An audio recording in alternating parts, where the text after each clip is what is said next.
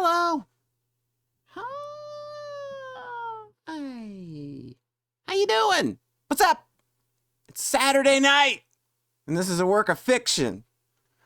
You cannot hold me in any way responsible for anything that may happen if you act upon anything that is presented to you during this stream.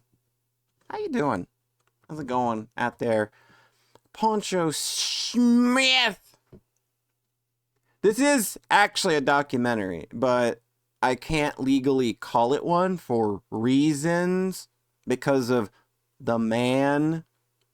You know, the man.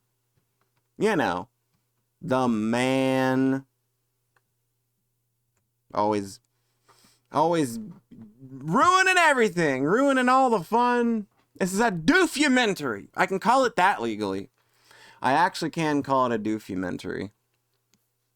I really should have made the text fade out for the chat, but I'm not gonna fart with it tonight.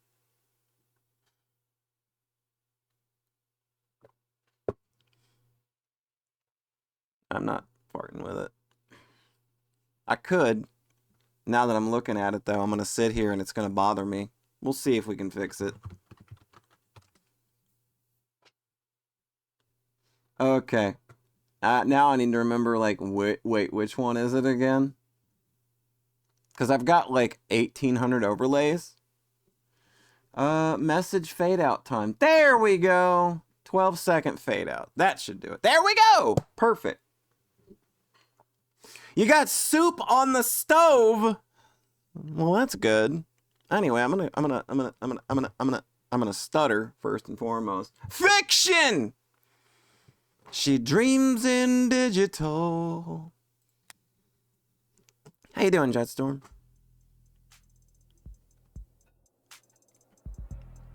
All right, this is gonna be an MA17 stream. There's use of tobacco and tobacco products. You can't wait to fuck up overlays for the next 5 years? You know what? Like, if you run something as simple as I do these days, it's real hard to fuck it up. Doing all right for now. Hopefully I don't get sick the rest of... Oh, jeez. Is it still going around? Is everybody still sick?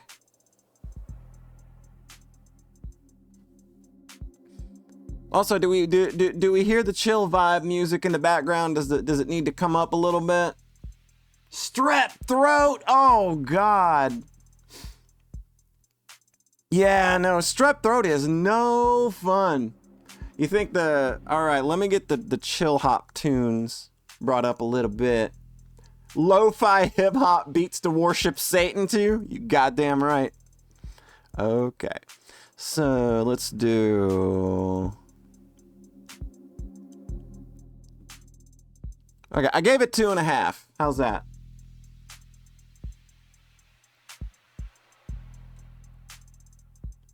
Versus me.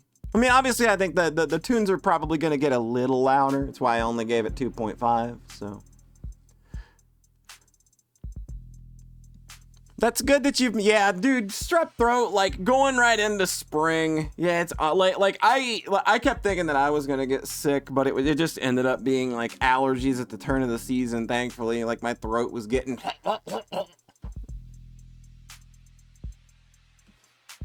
Tripled your water intake the last 2 days? That's good, that's good. I spent the last 2 days getting my one-hit normal 1cc arcade run for Contra Operation Galuga done so that I never have to touch that game again. Got that 1cc and I uninstalled the shit out of that game. I was done. I was like, I did it. I'm done with this. This is not a great game. And then there was a video that came out from the Electric Underground today, which I highly recommend watching if you want my opinions, because I think in that video, aside from a few points I think that are a little more surface level than I would have gone with my critique, I think he's absolutely right with regards to, like, that game not needing to be a 16:9 game and the like, and how you have to, like, grind for certain things. It's just dumb. Yeah, I wanted it to be good too. And the demo felt good. Like, they got me. The fuck shit about the demo is that the demo is like a combination of stage 1 and stage 3 that they kind of like stitched together seamlessly, so that when you finish it, you think, oh shit, that was like one big level. And then you finish level 1 in the game, and it's just, oh, that's not what it is. It's just compartmentalized. There is not a single seamless level transition in the final game at all. It's just in the demo. It's so stupid. Like, what were you doing? Union Underground for a second? Yeah, I don't know why you would have thought that. That is a reference I am not getting. I know who Union Underground is, but I don't know what I would have said to have triggered that reference.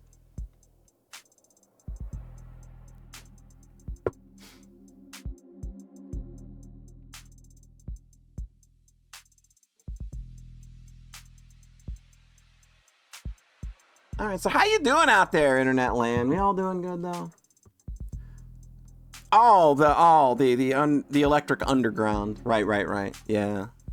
That dude does like a lot of shmup reviews and stuff, I think. I think he can be a little uppity at times about things. Like, he's really weird about video games having stories. It's just like, feels almost like a personal affront to him, if I'm remembering right. I do remember one reviewer I used to watch. It just got real weird about games having stories and just like, oh, pay attention, I just skip all cutscenes.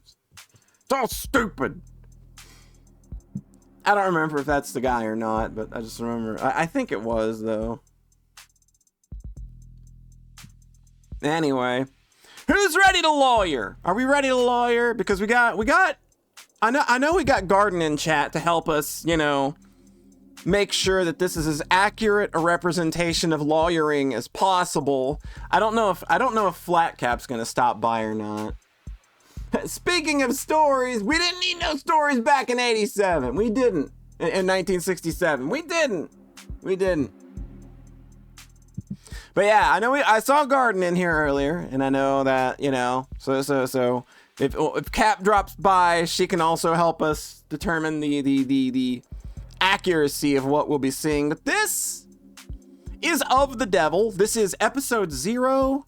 And this is planned to be a 5-episode series, meaning I think they're going to do episode 0 and then episodes 1 through 5 are going to be released over the course of the next year at a set price per episode, which I'm fine with. Like, I think that, but the main episodes are said to be 3 to 5 times longer than this one. So, I wanted to show this one off. Like, full disclosure, I've already played this on my own time. I just wanted to show it off because I know that there's a lot of people out there that are in our community or watch my stuff that really enjoy Danganronpa, that enjoy Phoenix Wright and the Somnium Files. And I feel like this game is pulling a lot of elements from all of those games. So I kind of just wanted to, take a stream and give it a little shine. We are going to do the main story during the stream, and then I'm going to do a supplementary video afterward to go over the bonus content afterward, just because that's the way I want to do it. But there's like some post-game stuff that you can do afterwards, and I'm going to do a separate video on that that'll probably come out like a day or two later. But we're going to play the main story tonight just because it's the main meat and potatoes of everything, and then... yeah, people need that Phoenix Rampa fix. So, without further ado, I've literally sat here for 10 minutes now, wasting everybody's time. Make sure things are... okay. Yep. This is all exactly where I wanted it to be. Let's go.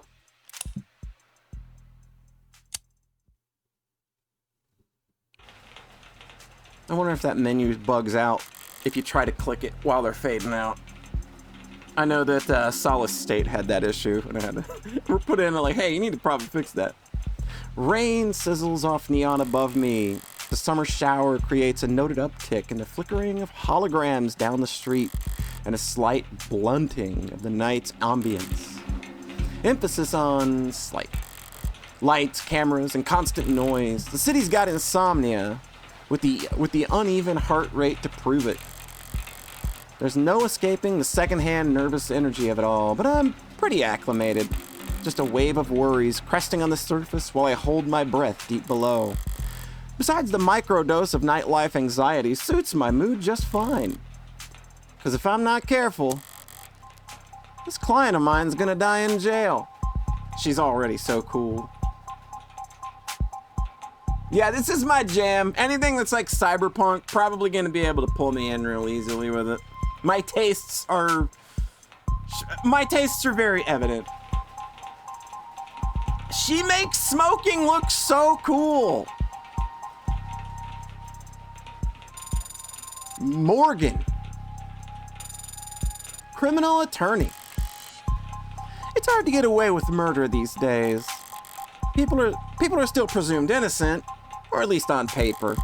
But by the time they're in cuffs, there's hardly any shadows of doubt left.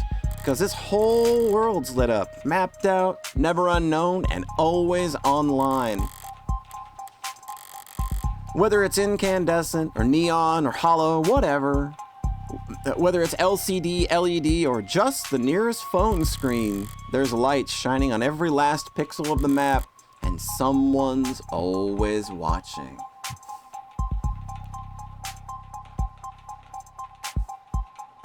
Do they let you out if your lawyer dies of lung cancer during the trial? Yeah, don't smoke. It costs way too much. That's why, like, everybody I know that's quit smoking in the last 5 years stopped smoking. Solitude's a rarity. Anonymity is scarce. And criminal defense attorneys aren't exactly flush with customers. So you take whatever clients you get. You don't balk at public defender work, no matter the hour. And should you find yourself in one of the last dark, quiet corners left in the whole world, well, smoke them if you got them. We just said to not smoke them if you got them. That's way too expensive. You're a public defender. You're probably doing this pro bono. You're not that late. We just started. It's okay. We're just getting we were just getting our introduction to the dank world that we're currently inhabiting. Yeah, it's just not great pay.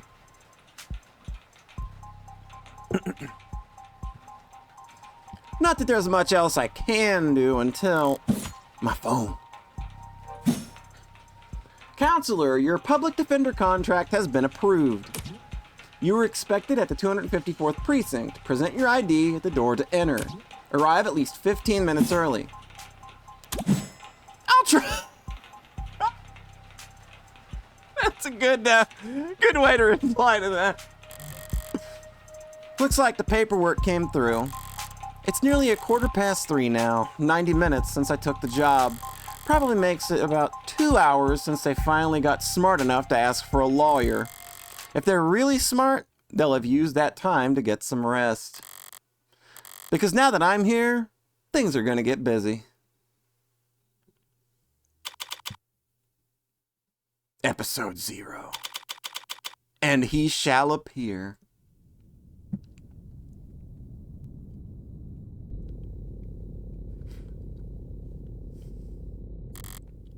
Precinct 254. It's a goddamn ghost town. With nothing but a hologram for a welcoming party. I'm here about a homicide. High clearance rates be damned. You'd think they'd treat it with a little more gravitas. So this game's got a very cool interface with your phone. It's very slick looking. That's why I think that they're really kind of taking a lot of hints from stuff like Danganronpa and I, the Somnium Files. But you can get profiles, we get a reading list, we collect evidence, we can save game. We get poker chips, and we get search terms. I'm not gonna read all of these out loud. There are a lot of these that do a lot of good world building. There will be some things here that I will have to read, but we'll worry about that. But you know what a hologram is, but they do a good job of kind of like, all of this stuff is very good at fleshing out the world. And this is the kind of shit that I eat up, but this is also the kind of shit that I maybe necessarily don't want to read out loud. I do like this bit of stuff down here, though. We're sorry to see that you've installed a subroutine on this device to disable and highlight our recommended premium external links. We understand your drive for personalization, but unauthorized tech impacts our ability to serve you the best, most relevant information possible. Consider disabling your subroutines so we can serve you a more tailored browsing experience. She has ad block, it's great. And you can't click this stuff, they're just kind of highlighting them for, But yeah, if you want to read these and you're watching the YouTube video, I'll open them, but I'm probably not going to read them out loud unless they're very important. She just like me, for real. Yeah, I like ad block everything. Even when I was affiliate, I told everybody, no, ad block the shit out of my streams, please. But whatever. I'm that unimportant. They've got no right to complain if I take my sweet time getting checked in. And I should take my time. Information's like cash in this line of work. You gotta spend it to make it.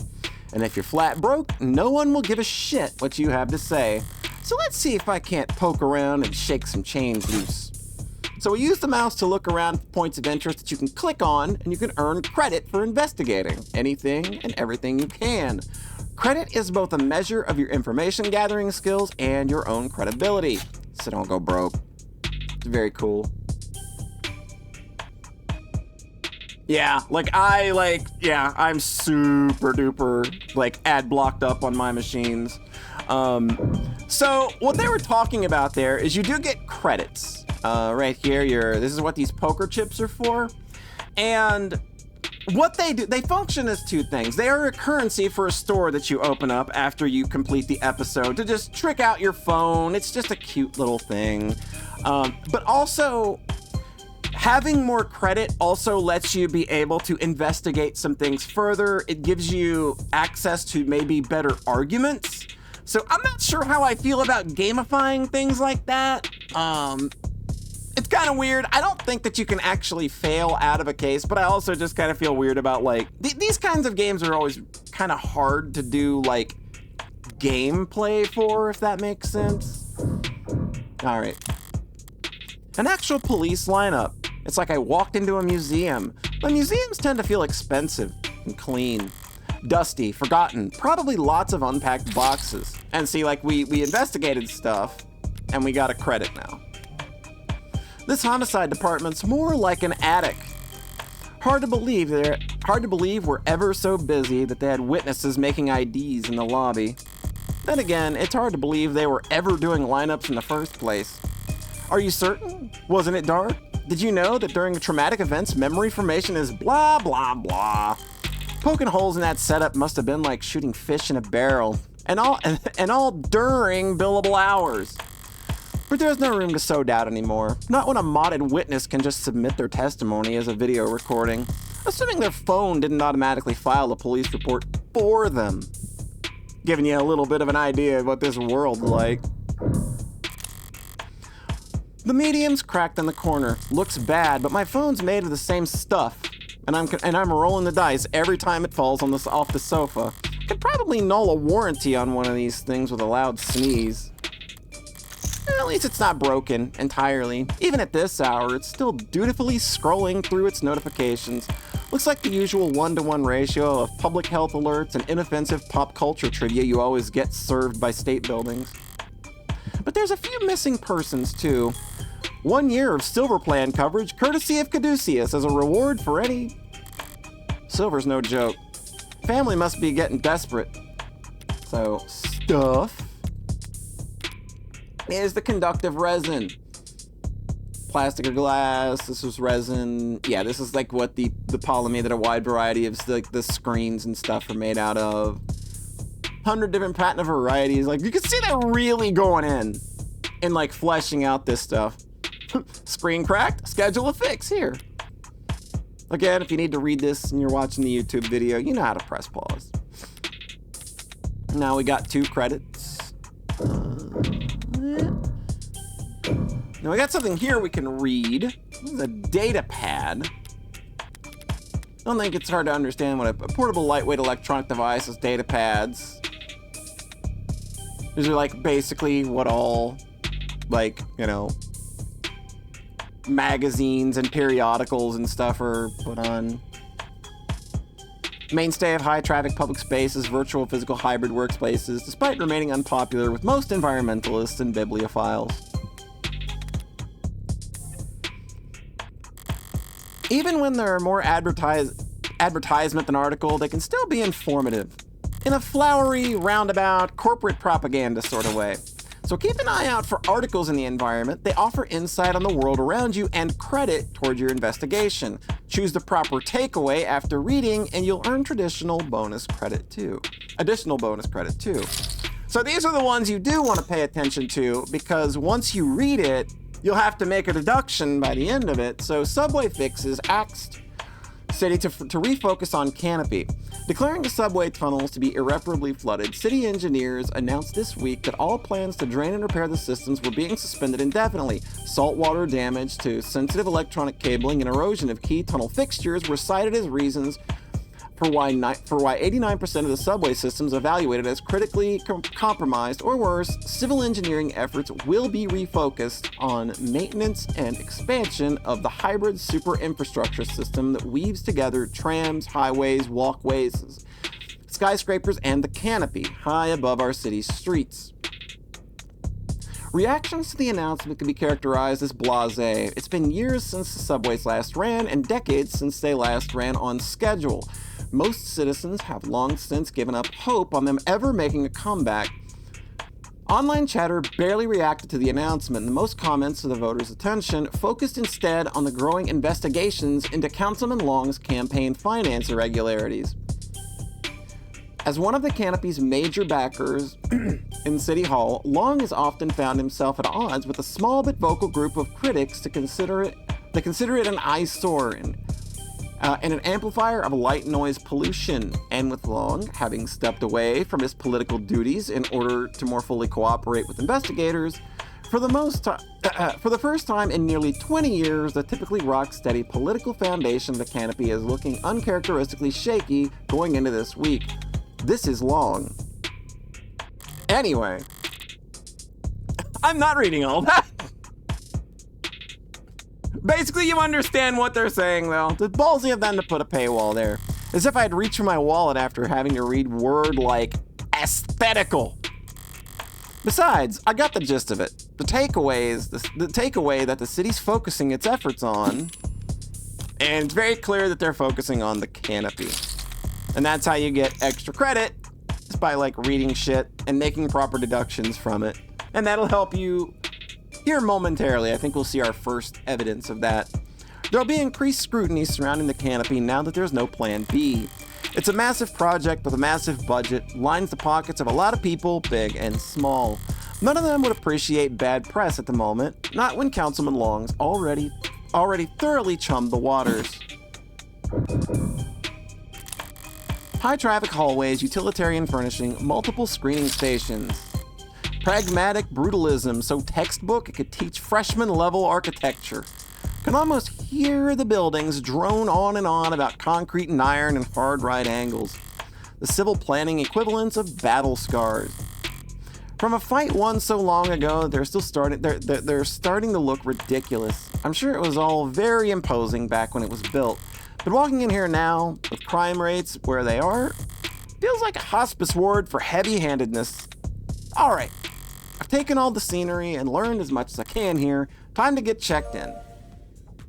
Hey! Booted up fine, so far so good. Good morning! Morgan, here for the public defender contract. Could you please provide your name and... Great, please stand still for a moment. I wouldn't call Intake Hollows charming, more like harmless. But that's probably what the designers were aiming for. People don't mind a quirk or two in their text so long as it never speaks out of turn. I'm sorry, but I'm having trouble placing you. Could you please provide your name and date of birth? Well, so far so good, wasn't it? So, scan my card or just scan my face? No, just scan my face. Didn't you scan my face as soon as I walked in here? Yes. So don't you already know who I am? Yes. So the only reason you're asking is to see if I'll lie? It Impersonating an officer of the court is a felony. Thank you for remaining vigilant. Say, why don't you just scan my ID card? Great. Now, could you just confirm your date of birth for me? Why do they even bother asking? My birthday's on the damn ID card and my profile. I'd have to be a world-class airhead to get this question wrong. This is kind of like they're pointing you towards, hey, check your profile. Now Morgan's got a profile. Born on December 26, 175 centimeters, nothing on weight. The occupation, criminal defense attorney. She likes puzzles, smoking, and wooden furniture. She dislikes commercials, hairdressers, and jogging. Her talent is she can fall asleep in any position. Coffee, decaf, drink, whiskey sour. Kind of getting a good idea of what this girl's like.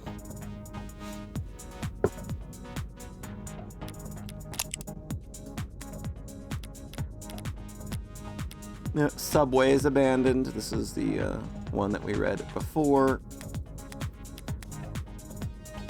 All right. No problem. My birthday's December 26th. Bad taste in coffee, good taste in cocktails. I could not tell you what my blood type is either. You make decaf by watering down coffee. Yeah, it sounds pretty bad. Like, anytime that I've wanted to drink coffee, it's always been because I need to stay awake for at least 7 more hours, and this is the only thing that's gonna do it. December 26th. Perfect. Good morning, Morgan Counselor. Thank you for your timely arrival and for taking on this public defender contract. If you're ready to speak to your client, you can proceed to the counseling quarter 3C. Is that what you're calling it now? You mean the interrogation room? I'm sorry to have caused any confusion. My vocabulary is regularly updated to better reflect state standards. Don't sweat it. I can't keep track of every new euphemism either. They could call it the involuntary wellness check room if they'd like. Doesn't change the way it makes a person feel sitting in a stifled box of one-way panels. Nothing to see but their own reflection dully warped across the gunmetal walls. Morgan Counselor, can I help you with anything else? Because of what you read earlier, you've unlocked an additional question. Read and examine at every opportunity to build up your knowledge and get the most out of your questioning. So now you can see that we have why the disrepair, because like we looked at shit earlier and we have enough credits to have this option appear. You think you know your blood type? Okay, well, what are you? What are you? I'm a smart user's interface, proudly sold by Noble Electronics. Thank you for asking. If you're interested, I could send you a link with information about our subscription packages. Should I send you a link with information about our subscription packages? Hey, welcome. How you doing? Hope you're having a nice evening. I can show you our lovely lady. Here she is. This is our lovely lady Morgan. She is our lawyer. Ready for some cyberpunk law? All right. You gotta let us know. You gotta let us know how legally accurate all of this is. I should have thought ahead beforehand and just asked you two to come on and solve the game and just been like, okay, I will let y'all do the investigating and then like handle like the back and forth with other detectives and stuff and let you figure the case out. I should have thought to do that. Puzzles, smoking, wooden furniture, a woman after your own heart. 60% boobs. No. Sorry. That was a mean question to ask. Okay. So if we say no thanks, we move on. So we're gonna ask about the disrepair we're seeing around here. I know the city's not terribly concerned about the lower wards, but this is a police station. Why is it so goddamn dusty? This facility is currently undergoing renovations. Since when? The 60s? It has been 22 months. since the timetable was last updated. They really don't see a lot of action around here, do they? Sorry for any inconvenience you might have encountered. I'm adaptable. What about you? You ever gonna fix that? They ever gonna fix that crack? Thank you for asking. It has not interfered with my work. Well, that's all that matters, right? That'll be all, thank you. You'll find the counseling quarters past our homicide detective's office through the door to your right. Thanks. But I think it's just me for now, so you could go on break if you like. Automated dependents do not take breaks, Morgan Counselor. Then what were you doing before I walked in? You'll find the counseling quarters past our homicide detective's office. Through the door to the right, thank you. Ads don't get breaks, and they don't get my jokes. I think that's a very funny little phrase to be reading there. I wish lawyers were detectives. That would be so cool. However, things like ethics get in the way of prosecution. And defense lawyers can work with PIs. Gotcha. Okay. See, I'm learning. I didn't know all this.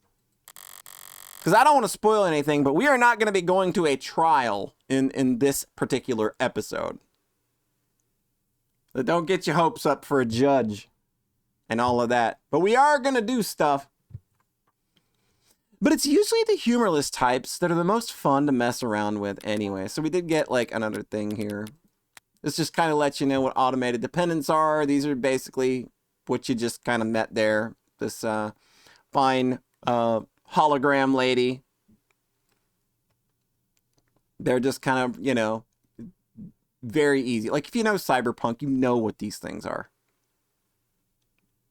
I like this. Searching for this term may incur an account flag. Read more about how we cooperate with authorities to combat disinformation. She's a twofer. A boobfer. She do got big old boobs, don't she?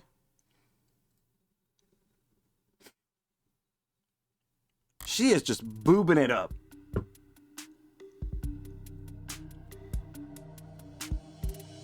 Eyes gone bad or something? A voice. No voices coming from down the hall. Compared to yours? Probably. Thank God I stopped for directions. A building this empty, the desk could have just told me to follow the echoes. One voice sounds older, rougher, and decidedly low energy. Appreciate you hearing about me. Every bit I try to be serious. Well, the other rings with youthful indignation. It's not like our job is important or anything. There's a disclosure and discovery, though, which are kinds of investigation, I guess. Yeah, we're going to talk to people. We're going to talk to detectivizes. Definitely cops. And at this precinct, at this hour, they might be the only two living, breathing people in the whole complex. Because why else would you bother to print all that out? One document or 100 looks the same on a data pad. Anytime you question a suspect, you need to have a heavy file on hand. Makes them think you know them better than their priest, their mother, their big brother? I wasn't gonna say that. So how many of those sheets were blank then? Ayy. No red carpet tonight, officers? Oh, sorry about that, ma'am. Good? There are no good cops! There's no such thing! Cases are won in the library a lot, though. Smokes a book in a sultry cyberpunk way. Probably faster to let the desk handle intake anyway. But mostly cheaper. You the lawyer? I am! Morgan, Esquire. Pleased to meet you. Same here, Counselor. Kasim London. Who's Kasim London? And he's a homicide detective, first class. He likes photography, dive bars, bangs. He dislikes ties, pollen, and after-hours work messages. He listens to podcasts. Pencil sketching. Frequently running late. All cops are farts. There you go. And the ball of sunshine over here is my partner, Farah Reyes. This is a real Reyes of sunshine, isn't she? Is this a dating app? It could be. So, homicide detective 3rd class. She likes rice, limes, automotive history. She dislikes liars, small plates, and cheap people. Enjoys watching product reviews. She's bad at games of chance. Right eye, Osiris Elite 86. Oh, she's got a cyborg eye. If she's covering it. Ball of sunshine? She certainly is. Ha! Sorry if you were kept waiting. Chatter between the departments has been hectic all night. It's no trouble. Gave me time to enjoy my cigarette. Cigarette? Like tobacco? What are you, 80? She can't be more than a few years younger than me. We're the detectives in charge of this particular case. And it looks like tonight we're also your humble guides to the illustrious homicide department. Apologies in advance for any cobwebs. Pretty sure I've seen this London character around the courthouses before. He never struck me as more than just some old-timer, but I suppose being an old-timer is an accomplishment in and of itself in his profession. Sunshine is definitely a new face, though. Rigid in her posture and her attitude. 3 in the morning and her shirt still looks ironed. Freshly promoted, maybe? 2 whole detectives working all these hours? Sounds serious. Unless you were just the first to arrive at the scene. No, we're not nearly this timely. Uniforms respond to the emergency calls within a few minutes. Calls, plural. Must have been quite the commotion. Look around. You think we're the first to arrive for anything? She's not wrong. We were only tapped after the circumstances at the scene indicated involvement with an ongoing investigation. Our ongoing investigation. Not very subtle, is she? But I may as well bite at this point. So you suspect that this client of mine is involved in some separate criminal activity? Wait, did they really not? No, I guess they wouldn't put it in a public defender's briefing. Look, consider this a little professional courtesy, a fair warning, yeah? That's the Heartbreak Killer in that room. The Heartbreak Killer. Looking to change things. And we've got the bastard dead to rights. So if you're kind, you'll help him plead it out. And if you're smart, you'll pass this shitstorm on to some other night owl and go back to bed. I'm not feeling particularly kind or smart at the moment. She's just like me, for real. Colonel, who is this Heartbreak Killer? Heartbreak Killer Shawn Michaels. So, perhaps in the meantime, you'd be so polite as to fill me in about this Heartbreak Killer. They cover utilities in the rock you live under? Is there a problem? You're seriously not familiar with HK? Never heard of him. I've heard enough of him for a lifetime. The name has been plastered all over the city for weeks, their crimes wavering between breaking news and urban legend. Their presumed goals flip-flopping from unadulterated anarchy to unappreciated vigilantism. At street corners, in the media, on the net, everyone's indulging in the exact kind of armchair detective speculation that I can't stand. But right now, I need to figure out exactly how much the police do or don't know. And when it comes to cops, I always get better results playing dumb than I do acting smart. I take it he's a repeat offender? Was it the killer part that tipped you off?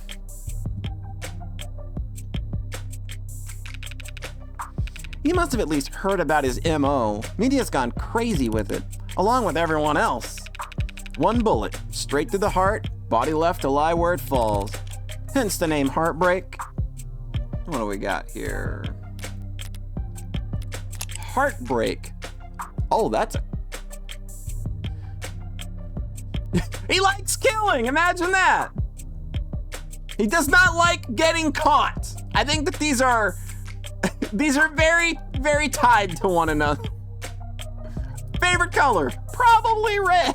Zodiac sign? Probably not into astrology. Reward, suspended due to influx of false reports.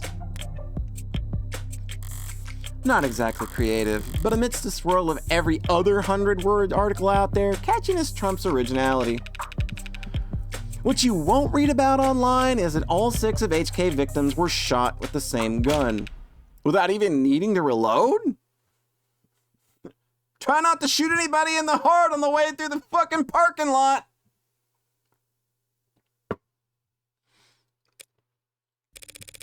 Horrible to say, I know, but 6 for 6? That's pretty good shooting, isn't it? Unless the prosecutors in this world lack collegiality, which they might.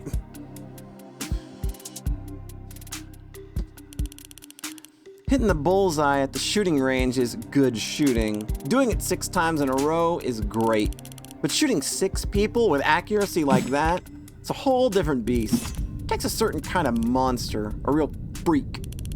His pulse probably didn't even rise. I say. Sounds kind of robotic, really. Like, it sounds kind of like they're just doing it mechanically. You almost make him sound like a machine. Is it possible that... No, it's not. There's no such thing as killer robots, madam. Of course, my mistake. So, all those androids marching in the military, those robots patrolling in the office uniforms, those drones dropping firebombs from the sky, I guess they're all firing blanks. Fair enough. Machines can kill, and they have been for decades. But they don't commit murder. Right. Evil like Heartbreak is all organic. Note to self, there are definitely killer robots. Oh yeah, robots can't kill. Murphy's Law or something. Morgan, you're acting too smart! That's a pretty terrifying thought. I should really start paying more attention to the news. How I managed to miss 6 murders. Well, you can only blame yourself for missing 5. Pardon? You're still not getting it. HK's 6th victim was found a few hours ago, when we caught the son of a bitch red-handed. So you're convinced that my client is the Heartbreak Killer, and tonight was just his latest crime. That's a serious accusation with very serious consequences. I take it you have serious evidence to back it up? I was just being literal, counselor. Red-handed. When we found your client, he was covered in her blood. Oh, that's good. That's a good shot there. Well, that's not good, is it? What you say certainly sounds compelling. Is that lawyer talk for open and shut? Oh, but even if that's the case, how does one crime scene make him look good for 6 murders? It's all there in the discovery files. The ARCs, of course. Now, what are ARCs? That feels important. Augmented Reality Crime Scene, abbreviated as ARCs, is an investigative tool which data harvest. Okay, so this is basically going to be the Eye the Somnium Files, Nirvana Initiative, kind of like investigation of a crime scene. Okay, United Media. Again, they go deep into all this stuff. No other way there was blood on them. Not good, though. Just trusting a cop who says dead to rights, unironically, is silly. Unless the prosecution is violating their Brady duties. Oh, Lord.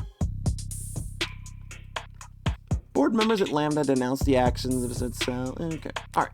So basically, ARCs is just how we, examine crime scenes.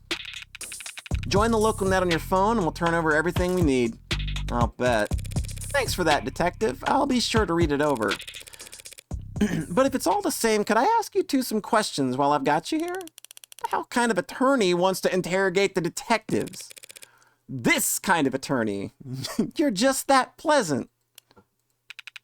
Come on, sunshine. It's not like we're gonna be punching out anytime soon, right? Whatever. Let your client stew in the let your client stew in interrogation all night for all I care. You mean the counseling quarters? We're at your disposal, counselor.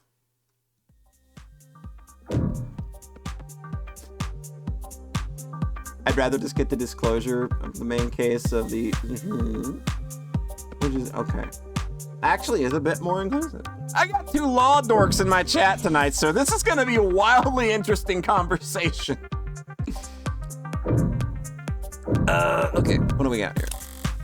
Barren, stark, and uninviting. This must be Rhea's desk. Keeping your workstation neat and tidy is admirable, but I can't spot a single mote of personalization. Is she so new she hasn't had time to unpack, or is she really that uptight and boring? Okay. Both, maybe. You shouldn't have cleaned up so much just for little old me, Detective London. Someone really needs to introduce this guy to a filing system, or even just a stapler. Paper documents scattered around lazily, alongside actual photographs. Either he's really old-fashioned or really paranoid about data leaks. And he doesn't look like the paranoid type. Well, orderliness aside, some things are better in paper. I'll give him that. Your desk has all sorts of motes. Yeah, if anybody has motes, if anybody's desk got motes of personality. I got a couple of like figures hanging around. That's about all I got. How's it going, Ghosty? It is very late where you are at. Hope you are doing well. Will the game even address that? No. It knows how terrible the wall is. My desk is consumed by monitor speakers. Alright, so noble androids receive a warm welcome. How y'all feel about warm androids? You catch my meaning here? Warm androids? Y'all know what I mean? Due to increased maintenance costs, scratches, bruises, and the like. So these are like androids with skin. And they're warm. Can imagine a few things people might want to do with them. There's a whole lot here. Hey fam, looks like you're not logged into this device. Want to put on your account info so we can keep you reading? Melvin Outlaw Star had a warm personality. Oh, he's in the news again. It's no wonder. Can't spit without landing on a place where where noble tech is these days, especially not with the states involved. Don't know if they'll bite when it comes to a warm androids though. For government use, they're just I think they're too frail? All androids undergo wear and tear, especially if they're directing traffic or suppressing crowds. So if there's warm androids bleed pink all over themselves every time they take a rock to the cheek, it's just an endless stream of bad photo ops waiting to happen.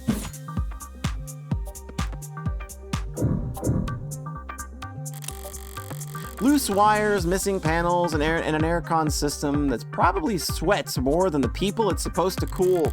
No room in the budget for making the office not look like shit, huh? I expect to find a lot of belt tightening at Homicide. But I didn't think that their operation would be this bare bones. They've got a stunning clearance rate. They got a stunning clearance rate and they work fast. Guess the city sees that and just assumes their job is easy. Maybe their job is easy. What with our dear doting surveillance state eliminating so much of the footwork. But if your wheels don't squeak, you don't get your palms greased.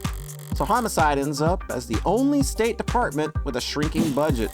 A dumping grounds for the police force's most unambitious and least popular. Okay, nothing else jumps out at me around here. I've got a better idea of who I'm dealing with at least. Now I need to check out the crime scene data, and I should have been sent a link. You've been granted access to state files regarding case KL433511. Reply C to confirm. Confirm. You need to reply C in order to confirm. Am I talking to a person? I am an automated dependent. Ads are usually more polite. Our personalities are tailored to suit our users' preferences. So the state likes you to be a little authoritarian? You need to reply C. C. It's case sensitive! Thank you! All right, if I project it on my phone, like this game's got a lot of personality in it.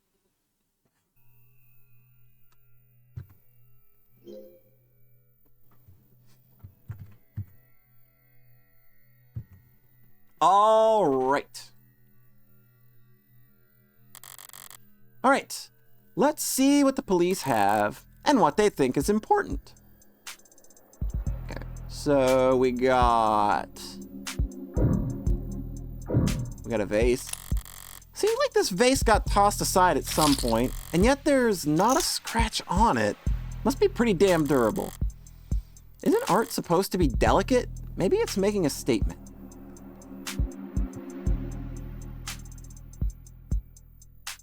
Stricter ad procedure here. A stand-up mirror, shattered and knocked over. Real glass, no screens or cameras here. It was hit hard enough to come unattached from the arm while the shards of glass were scattered far enough to land on the victim's body. What a mess. So now we got evidence that we can start looking at. Like the vase, we could tell is an unremarkable ceramic vase knocked over at the crime scene. These glass shards are from the mirror, and that whatever hit them hit with enough force to shatter the shards, and they landed on the victim's body.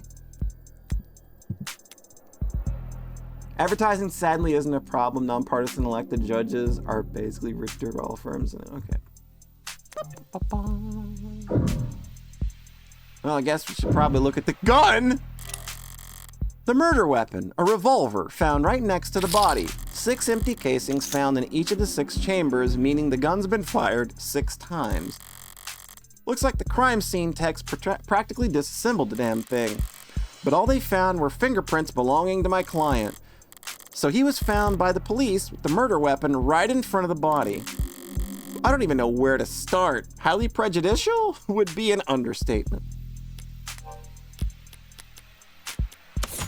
A 6-chamber 10mm revolver, well maintained but old, has Flat's left hand fingerprints on it. Okay, we don't have a Flat's yet. This is the Warm Androids thing. But not unfairly prejudicial. Yet. Okay. The victim's body. Cause of death, ballistic trauma, class 4 blood loss, atrium and aorta. Single gunshot wound to the heart. In brief, death was instantaneous. No injuries anywhere else and no blood or skin under her nails. Blood spatter, forensics, and all of that other good stuff tells them that she was shot from here. So the killer was standing in the doorway when they fired. Okay, that's all the big ticket items. What about security? Looks like the apartment was unlocked all night. It's not uncommon for people it's not uncommon for people their age in a neighborhood like this. But no signs of forced entry only hurts my client's case. What about the rest of the room? You're gonna pay attention to the game. Sorry for lawyer chat. It's a lawyer game! No skin under your nail? That sounds painful. I think they just mean from a struggle. Like there was no like, she didn't scratch at the person, meaning that person didn't leave any skin flakes under her fingernails. There's not much else flagged here. Just a lounge chair that got thrown and whatever that is. Unidentified ceramic debris. Flag is irrelevant. That's their technical assessment? Given that the crime scene techs weren't sure what to make of it. Ah, okay. I wasn't sure.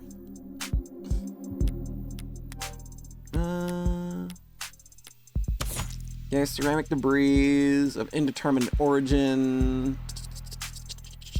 Flag is irrelevant. Time of death, 9 p.m. Cause of death, ballistic trauma. Some handiwork as Pre-5 lab message to confirm ballistics match 2. Yeah, nothing to say be sorry about. Need to play Higurashi. A lot of people need to play Higurashi, really. God, yeah, that fingernail scene. Okay, that's everything the police highlighted. But did I miss anything? Let's have another look. The hell is that? Something in the victim's hand. How the hell did... It's just a pill organizer. Looks like some immune adjusters, NSAIDs, and triprexazone, a synthetic glucocorticoid medication taken daily to reduce rejection symptoms like phantom pain and generalized itch. The autopsy said her tox screen was clear, but it's not like that matters. She could have swallowed every medicine cabinet in the city and it still wouldn't change her cause of death. It's odd, but ultimately irrelevant. Everything else here is all very incriminating, but the kicker is everything that's not here. No out-of-place DNA, footprints, crumbs. Nothing that points toward anyone except my client. Well, I've done more with less before, but not much more. I'm really gonna have to sing for my supper this time. Better get start. Oop, I think we got a text message. Internet of Things refers to the network data sharing that goes on between... Okay, this is like where crumbs comes from. Phones, computers, biofeedback devices, all comprise small vital parts of this network. Without IoT's ability to collect, process, and share information, massive opportunity costs build up as individuals, governments. Okay. One of the coolest ways that IoT improves our lives is through the usage of crumbs, small packets of data containing your own unique identifying information. That's not good. I don't think I like that. Throughout your day, as your own IoT devices say hi to other devices, they'll leave behind crumbs as a parting gift. Crumbs allow for paperless identification and payment and help the government manage human and vehicular traffic. Crumbs lets you see where you've been so that you can see where you should go. Want to start leaving crumbs right away? Don't worry, crumbs are enabled by default. Not interested in sponsored search results? See further with premium account. Government human traffic confirms. Okay, and this is the ARCS data that kind of tells us where everything was at. And the pill organizer. The future's awesome! Who the hell's messaging me at this time of night? First person who comes to mind is... I suppose it could be something important. Currently texting with Brat. Red! What couldn't wait until morning. Good news, of course. Got a job for you. It's a pretty cheery way to tell me you violated parole. Not that kind of job. Besides, I've been covering my tracks. This is something different. Kind of thing I can't handle with just a keyboard and a phishing scheme. I need you to sue my gym teacher. Not that kind of lawyer, sorry. Hey, at least let me finish. What did they do? Made me run laps? Not illegal. Let me finish! They made me run laps, even though I said I had a stomachache. Said. Gotta be like youth endangerment. Depraved indifference or some kind of shit. Sounds like you've already got a strong case. Try self-representing this time. What's with this blow-off? Nice phrasing. Oh wow, I'm laughing so hard right now. So this is who we're texting with.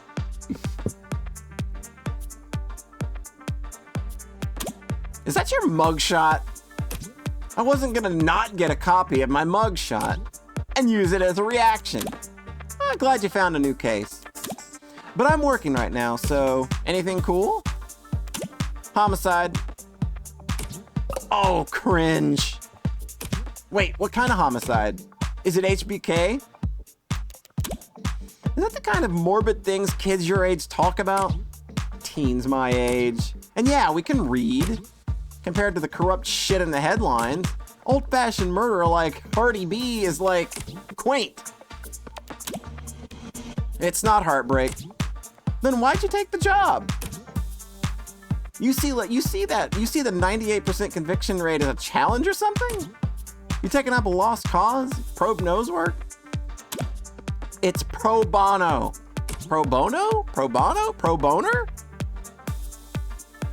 That was autocorrect. You know they give lit homework for a reason, right? Bono. Pro bono. This is borderline concerned and nagging. Maybe you really are a bleeding heart, or just a sucker. I'm not a sucker. Nice phrasing. You should go to bed, Fran. Tomorrow's Sunday. I can stay up if I want. Tomorrow is Sunday. Because today is Saturday. What's with the Carpe Diem shit? It's nearly 4 a.m., kid. You've got school in like 3 hours. Shit! Repeat offenders may be good for business, but that kid's bad for my blood pressure. Important text message, I take it? Just your typical teenage drama. So then, if you wouldn't mind filling me in on a few details. Hey, Toasty! How you doing, friend? Did you talk earlier and I just think it was Poncho? Yeah, that's what happened. You and Poncho have the same color of your name, so I thought you were Poncho. Oh, you forgot about daylight savings. Classic streamer confused. Yeah, I always try to put, I am like the only streamer on the planet that every time we do daylight savings, I make sure to change between EDT and EST.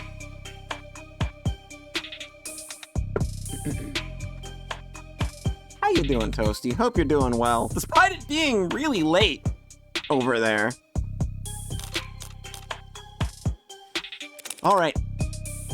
So how about the basics? What exactly was my client being charged with? Your client, Carlos Backer Flat, was arrested on the scene at 9:50 p.m. Using his middle name already? They really do think he's a serial killer.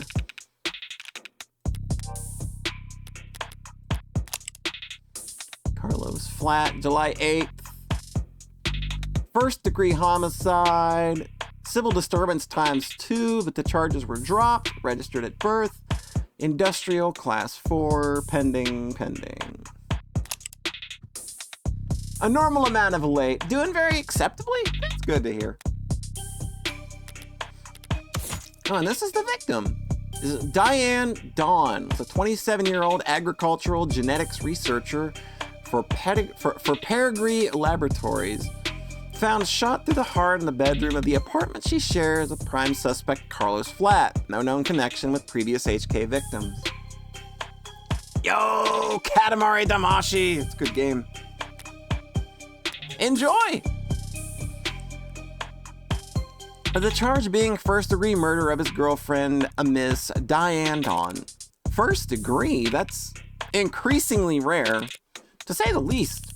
It's rare for us to get handed anything but crimes of passion around here. City's got damn near more cameras than people. So you gotta be really, really stupid to try and get away with murder. Well, Heartbreak's gotten away with it 6 times. So what's that make him?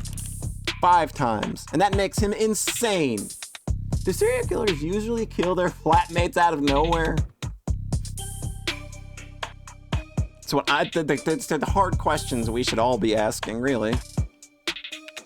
I was gonna go with extraordinary. Let's split the difference and say he's extraordinarily insane. But nut jobs like that aren't renowned for their ability to think ahead. So what makes you think that this is premeditated? How about the fact that he stalked and killed 5 other women as a warm-up? But does that count as premeditated in this current case? A warm-up? 5 previous bullets, 5 previous victims. None of them knew each other, lived near each other, worked in the same fields.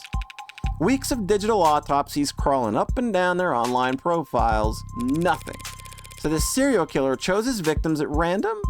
If they have nothing in common, yeah, nothing in common at all, other than that they all look like cousins. The physical similarities are striking. All 5 prior victims were young women with brown hair and eyes, about the same height and comparable weight. Well, those features aren't quite uncommon. Couldn't it be a coincidence? If you really believe that, you should quit your job and start buying lotto tickets. Premeditation doesn't require much time.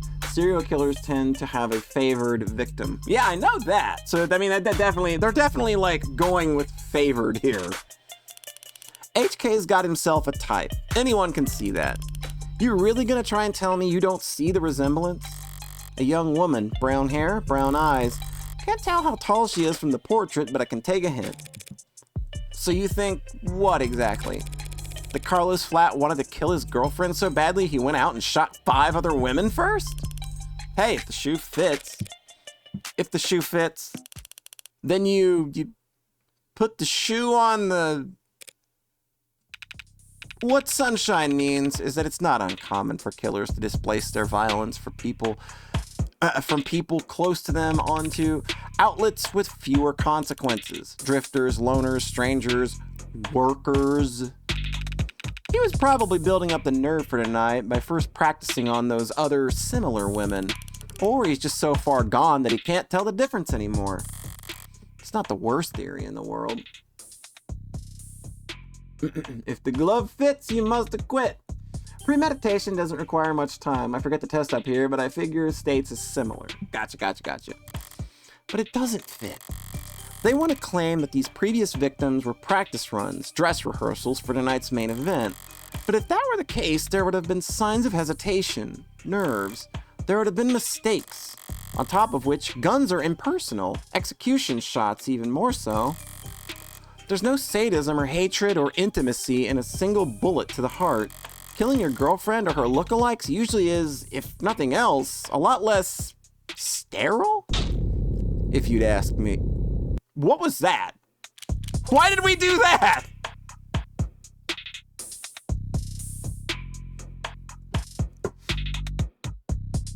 Criminal law vary. Yeah, obviously. All right, so what's the timeline here? What are we dealing with? I saw the time of death was 9 p.m. on the autopsy, but do you have a timeline for the rest of the night's events? Can't trust much of what comes out of his mouth, but we've managed thanks to it to less biased sources. And we're pretty confident about what we've been able to piece together from their statements. So they interviewed witnesses? Sounds eerily similar to real police work. The suspect and his girlfriend were arguing loudly with one another starting around 8 p.m. Neighbors were very clear about that part. Couldn't wait to tell us all about the happy couple's domestic problems. Everyone in the building knew they'd been fighting for weeks. As you probably gathered from what you saw in the arcs, there was a struggle. Furniture turned over, glass shattered, but things go quiet sometime before 9 p.m. And then there's a gunshot. Scrubbers are still scrubbing, looking for audio from the area to get a timestamp, so Scrubber, I'm pretty sure, is not going to be a hard one to figure out. Digital autopsy is basically like stuff you're leaving behind and yeah, comparable processes offered and paid service by some yeah, okay. Yeah, grave cobbling, how to stop stolen identity. Sounds like IPV, maybe? Maybe. Net scrubbing refers to the process of scouring all available data posted on the net within a certain time frame and location range for evidence of a crime. So that's kind of like what we're getting in there now.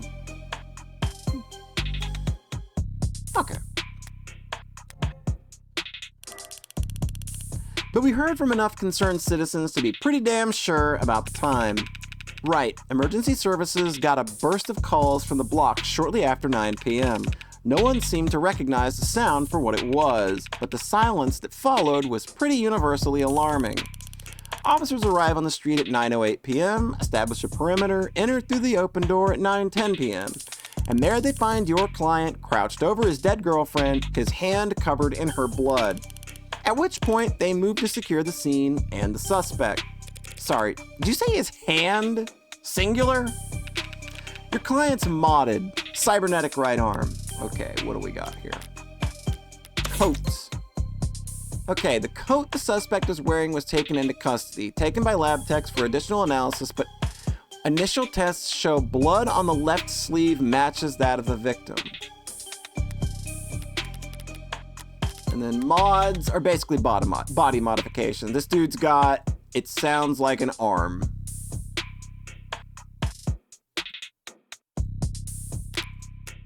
Okay. How modded are we talking here? Registered with a HAL 85 Habilis. Industrial grade, looks like.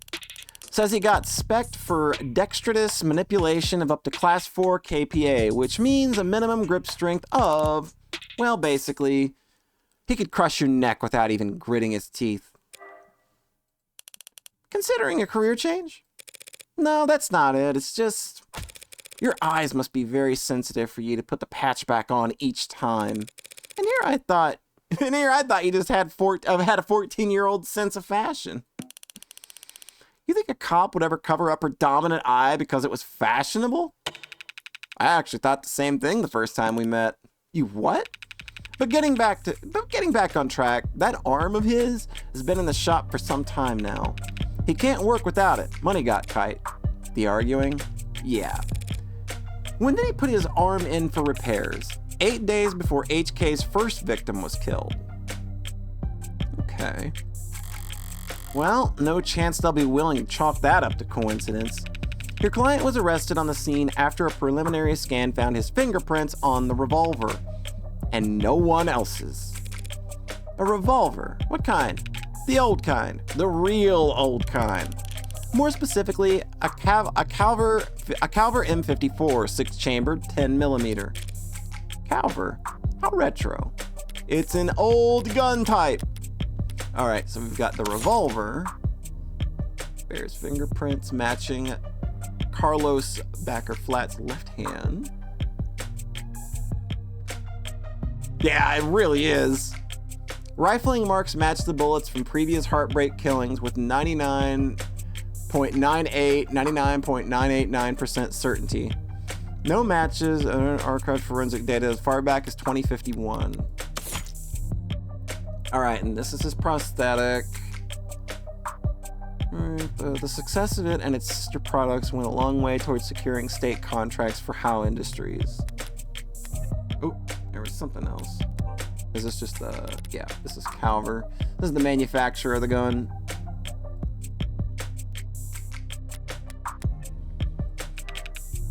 You don't know the half of it. We're talking steel chamber, real gunpowder, mechanical firing pin, and no tags. No tags? How's that? Just how old are we talking here? Yeah, 24/7 location, date, timestamp, trigger pulls, safeties, coded to the owner's biometrics. For the first 3 decades, they don't have... they don't have, like, Sons of Liberty shit in this game.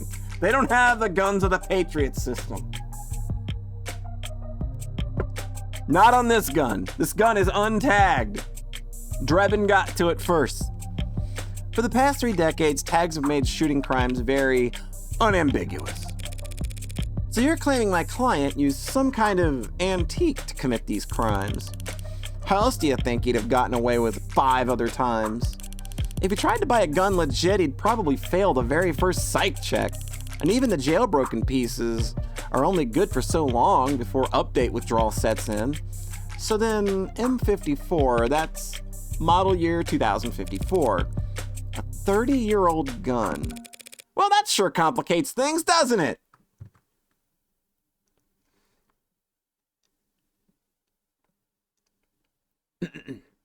MGS4 is hard to get footage for. I mean, it wouldn't shock me. I know that game in and of itself is just held together with like duct tape and a few prayers. I know that game barely fucking worked and they just kind of got it out and it was a miracle, so wouldn't shock me. In some ways, sure, but pre-tagging firearms are rare. Gotta be less than 1,000 of them left in the whole country, and fewer still compatible bullets.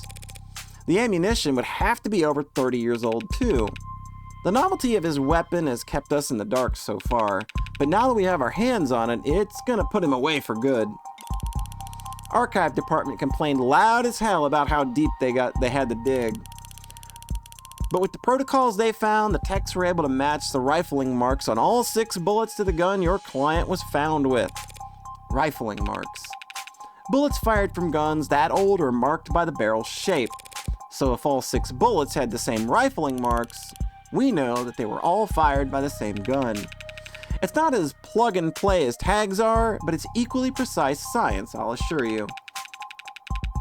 And if that's not damning enough, the spent casings from the other 5 shootings were still in the chamber, without even needing to reload. The caliber that your client was found with is the gun HK used to kill 6 women. No way to lawyer your way around that. An untagged gun. Just being anywhere near a weapon like that could warrant your arrest. Being found by the police over a dead body with an untagged gun used at 5 other crime scenes is just... To summarize then, you believe that my client fought verbally, then physically with his girlfriend, and then he retrieved the weapon and shot her.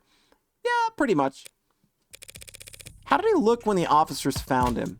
Guilty. How was his effect? Quiet, detached, stiff. Not exactly the picture of a grieving partner. That reaction may have lost him points with the cops, but beyond that, people react to loss in all kinds of unusual ways. And so long as the police are suspicious of you, there's no right way to grieve. Alright. Let's ask about heartbreak. Checking my phone here, and I have to say, you've done a pretty admirable job of keeping up with the details of HK's crimes a secret. Hey there! It looks like you're trying to search for a term related to an ongoing investigation. Until authorities have made their findings public, results may be heavily curated, temporarily unavailable. Read more about how we cooperate with authorities to combat disinformation here.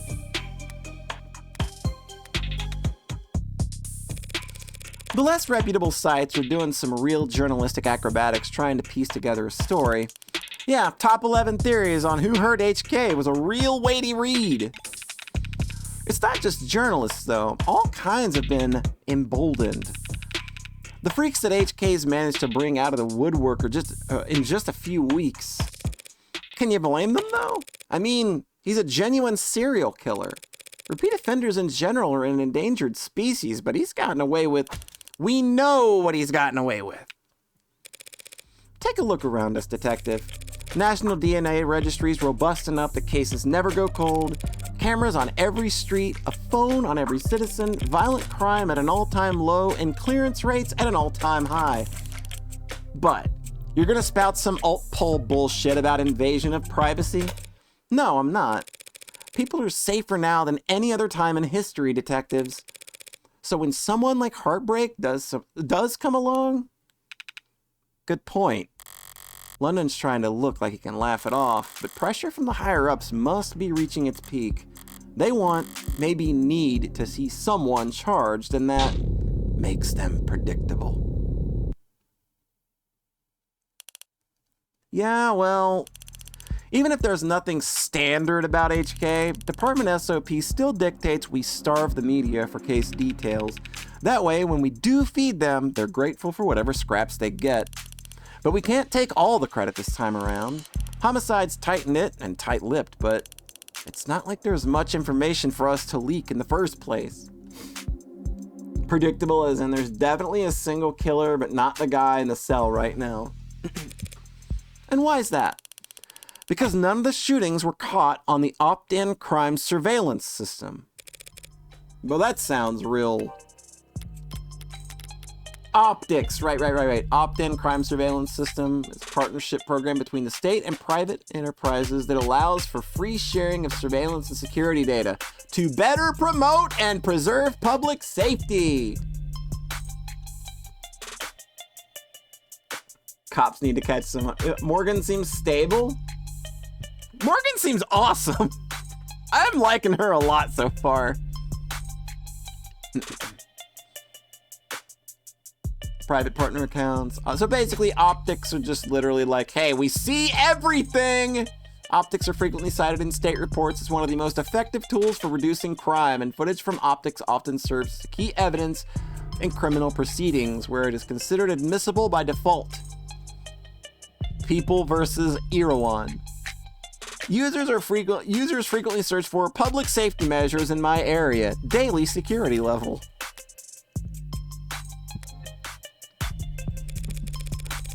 I know that there are some rough areas in the lower wards, but Optics is watching every other street in the entire city. You're saying you haven't seen this killer on camera once? You think we'd let him kill 6 people if we did? I understand your concern, man, but Optics is only what it says in the name. Private surveillance systems signing up to feed into the state's security network.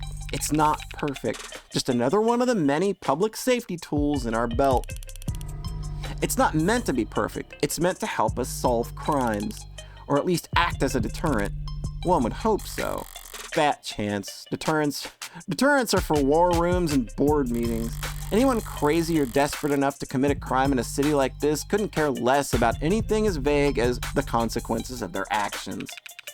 It's like a safety blanket, one with very few holes left in it. But it does have holes. Patching up those remaining holes takes effort, and that effort usually means rebooting the system. There's all kinds of technical details and digital bureaucracy involved, but the end result is that there are occasional localized blackouts. And the math used to schedule them is not impossible to predict. I see. But those windows of opportunity are small and short. Taking advantage of them requires specific knowledge. You'd need to be involved in law enforcement, pub data, or city planning. They'd have mentioned it if my client was a cop, and he wouldn't have needed a public defender either. His file says he's modded for heavy mass manipulation, not tech interfacing, so that just leaves city planning. So does he work construction for the city? HK's only ever struck at times in locations where optics would be down. Even with the devil's own luck, it can't possibly be a coincidence. Wait, so you're saying when this woman was killed, yeah, there was a blackout from around 8 to 9 p.m. tonight. Right on schedule, so to speak. And it included the area surrounding the victim's apartment. Well, what about DNA from the other crime scenes? Was my client a match? There's been no blood, no saliva, no suspect DNA at any of the crime scenes. No footage and no forensics. Also no motives, tampering, or witnesses. It's been like hunting a damn ghost. We didn't even have a murder weapon until now. Finally, a lucky break for the boys in blue. Scanners, cams, drones, forensics. No matter how you dress it up with the tech, all detective work relies on one basic assumption. People make mistakes. But HK is the kind of monster who doesn't make mistakes. Only reason we even caught him tonight is because he finished what he had set out to do all along. So was my client on the list of suspects before tonight? Weren't you listening? There was no list of suspects. We questioned some X's, a few CIs. Someone even spoke to 1 or 2 unlisted at some point. Nothing came of it. There was talk about starting some kind of psych eval or something, but I never expected much to come from that. There's just not enough there to do work with. In other words, the only thing they could have to link my client to those killings is the murder weapon. If I can jostle that keystone, then the rest of their case should start to come loose as well. Right. Androids and cops! By the way, I couldn't help but notice that you're light on staff. It's 3 in the morning. Were you expecting a parade? I thought there'd be at least a few androids around. Aren't many androids in any police station this week, not while the brass is renegotiating contracts. Contracts with Noble? Good guess. Hardly. They're the biggest robotics corp there is. Couldn't spend all day in a center city without leaving their office's shadow. Yeah, we're very fortunate to have them headquartered here. Saves us some money on shipping at least. But these talks never last that long. I'm sure they'll be back to writing checks for Noble ads by the end of the month. Even with Noble pushing those warm androids? Warm. Yuck. Might as well call it the adult line. Might see him in the bigger departments or our patrol, but not around these offices. Warm or cold, there's no such thing as an android detective. Yet. Any day now, officers. I guess we should be expecting those any day now. Maybe android lawyers, too. Get some android politicians in and we'd have a full set. Get real. People might like ads who do what they're told, but they despise ads who tell them what to do. I'm not so sure. Cameras, sensors, satellites, we already get all of our facts from machines. Give it a few more years, it might make sense to let machines do the investigating too. The union would. The police union wouldn't let that happen. She needn't have specified. It's the only real union there is anymore. Thanks for the chat, detectives. I think I understand the background well enough now. Candidly, I see the same strokes you do, and the picture it paints isn't pleasant. But even so, it seems a bit unrefined to be brought before a judge, don't you think? Hey, it's only our job to catch the bastard. The DA is the one that gets the conviction. Besides, we're not exactly going to have to work hard to convince anyone of his guilt. And why is that? Because we found a handwritten confession at his desk. Well, that's, unexpected. I'm sorry, you're now telling me that he wrote a confession. Has it been verified? Not yet. We have to muscle past everyone in fraud and disinfo to get to the front of the line. Why bother? The note's covered with his fingerprints. There's a copy in the discovery data, but I should warn you, it doesn't exactly make for light reading. We'll have to manage somehow. I need to see this confession for myself. All right. Sorry for everything. Can't say it enough. Didn't mean to hurt you or do what I did. Did not want any of this to happen. Can't stay in control when I get mad. When I'm not in control, I hurt people without meaning to. I wish I hadn't broken them. Didn't mean to at first. But I was hurting. Wanted you to hurt too, but I didn't want to hurt you. Words aren't enough. I know that now. I'll take responsibility and do what I've been avoiding. Please forgive me. That was difficult to read. That doesn't feel very confession-y to me. Barely legible, in fact. Well, got a spin on that. No need. But it's a confession. Not a confession that he signed, though, is it? Not yet. And not one he intends to sign anytime soon, considering that he asked for representation. Yeah, the most wanted man in the city asked for a lawyer and got you. Guess you're both lucky. Hardly. I just happened to be awake when the call went out. But I'm not so flush with work that I can afford to turn tail now. So if you don't mind, I'd like to go and speak with my client. What? He's not still handcuffed in there, is he? Look, counselor, with all due respect, we have strong evidence pointing to that man being responsible for 6 murders. 2 hours or so in cuffs isn't cruel or unusual. And that's for your safety as well. It's kind of you to worry, but I doubt I'll be in any danger. He's killed 6 women. None of them were redheads. She's got a point. Seriously though, I'd like to speak with him alone now. Camera's off, if you don't mind. Mic's on or off, it's your call, counselor. But we'll be watching the feed from right outside in case anything happens. And the cuff, that is, stays on. That worried about me? How chivalrous. Yeah, my armor's practically blinding. Gross. I'll start up the unlock cycle. Counselor, just one last word of advice. If you have any interest in his well-being, I suggest you help him sign that confession. Not a bad idea. I do get paid either way. But the defense part of defense attorney isn't just for show, detective. I mean it. 6 people dead is one thing, but he's also caused weeks of widespread terror and public unrest. Putting it another way, he's made the state look bad. That's a capital crime if there ever was one.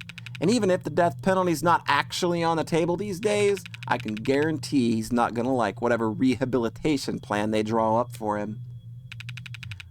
Look, I've seen the virtual work release program in person, and it's being challenged before the Supreme Court. Yeah, sometime in the next decade, maybe. Just remember, a plea deal might feel like a loss for you, but if it keeps him from, well, that's probably a win for your client, right? Prison sentences are generally lighter for those who plead guilty, that much is true.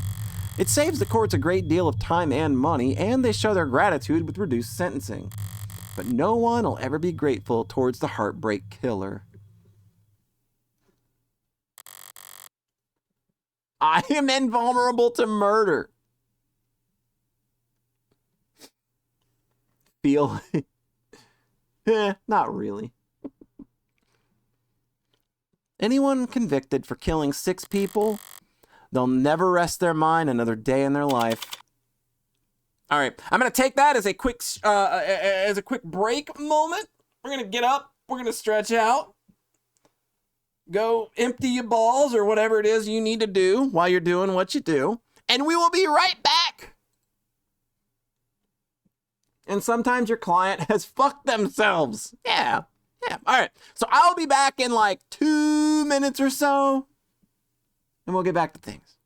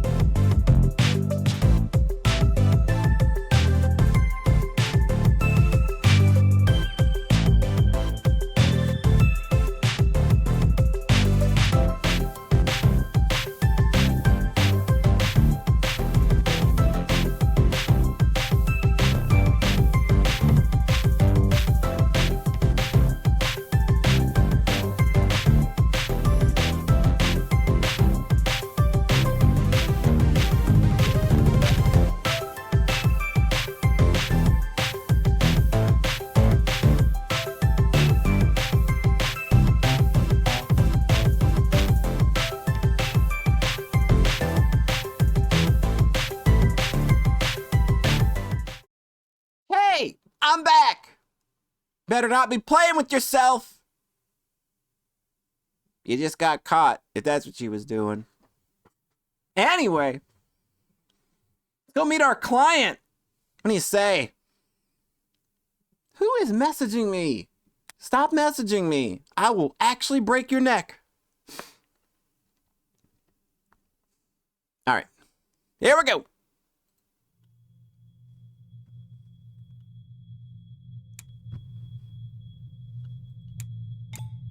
Eh? It's depressing as hell in here. They need to liven the place up. The place just got livened up. Look how the room just lit up as soon as she stepped in. This game happens a day after your birthday. It does.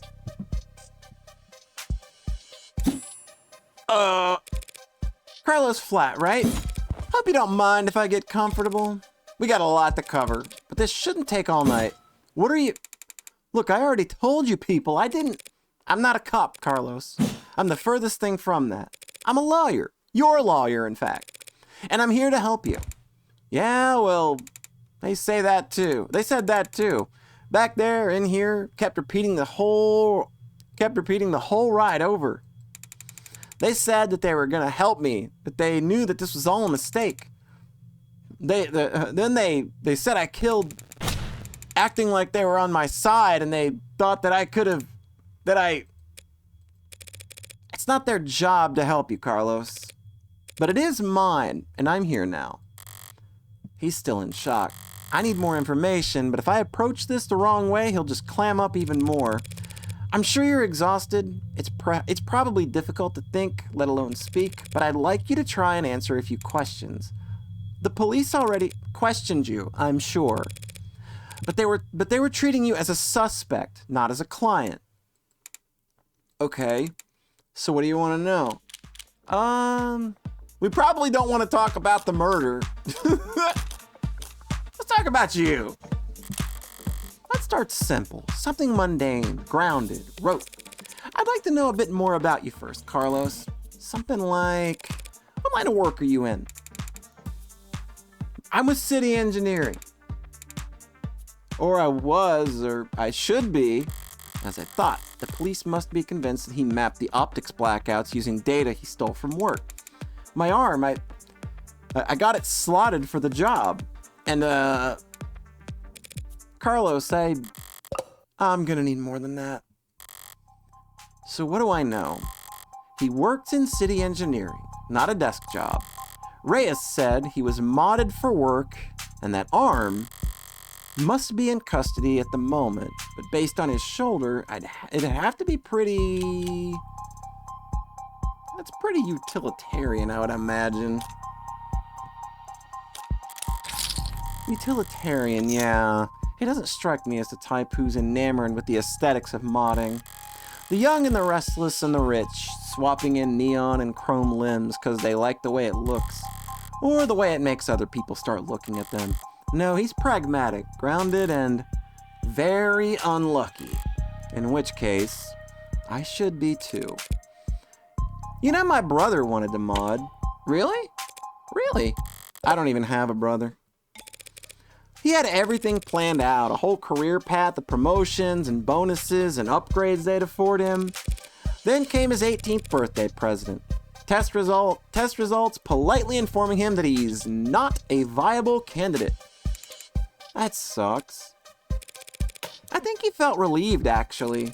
Seemed like it was a weight off his chest, like he was glad that he didn't have to choose. Does that make any sense? Yeah, I think it does. I always figured I always figured if I'd start at all, I'd start small, like a hand or an eye, test the water. Never thought about lopping my whole damn arm off, but the recruiter was enthusiastic. He said, because of the NCDA, their financial aid and resources. Of course, that got shit canned. Now me and every other modder is royally screwed. Can't even let me keep the damn tax credit. The new Citizens with Disabilities Act was amended, not repealed. But I doubt he'd appreciate the distinction at the moment. I work the tighter spaces, the high volt environments, mostly canopy upkeep. Typical stuff for modders, you know? He's speaking freely now. Don't need to do much more than repeat his words back to him to keep him talking. But the right word choice here can still make a difference. You work on the canopy. You must be... And we have this now because we've got so many credits, we can kind of build the rapport faster. They say canopy and I keep thinking of Fremont Street Experience. So he's under a lot of pressure. You must be under a lot of pressure now that the subways are cordoned off. Damn straight. And this crap with Long? Once word got out that the case against him was real, every desk job in the chain became terrified of their own shadow. All of them convinced that the internal affairs is going to come knocking if they misplace so much as a paperclip. Everything by the book means no room for compromise, no room for problem solving, no room for engineering? Yeah, and no patience for screw-ups. He's trying very hard not to look at his shoulder.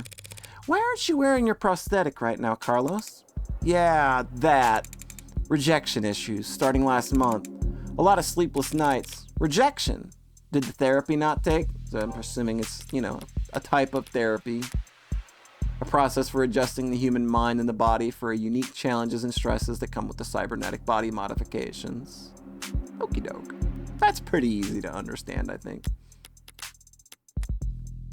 Hey there! Due to ongoing controversy and following the suspected suicide of inmate J Galaxy, search results for this term were temporarily blocked. You think they would test you first before you lopped your arm up? Yeah, something about that whole process feels a little ass backwards to me. It's not like that. I wasn't oozing pus out of my sockets or anything. Then, do these rejection issues have anything to do with your scars? Not in the way you're thinking. I'm right-handed.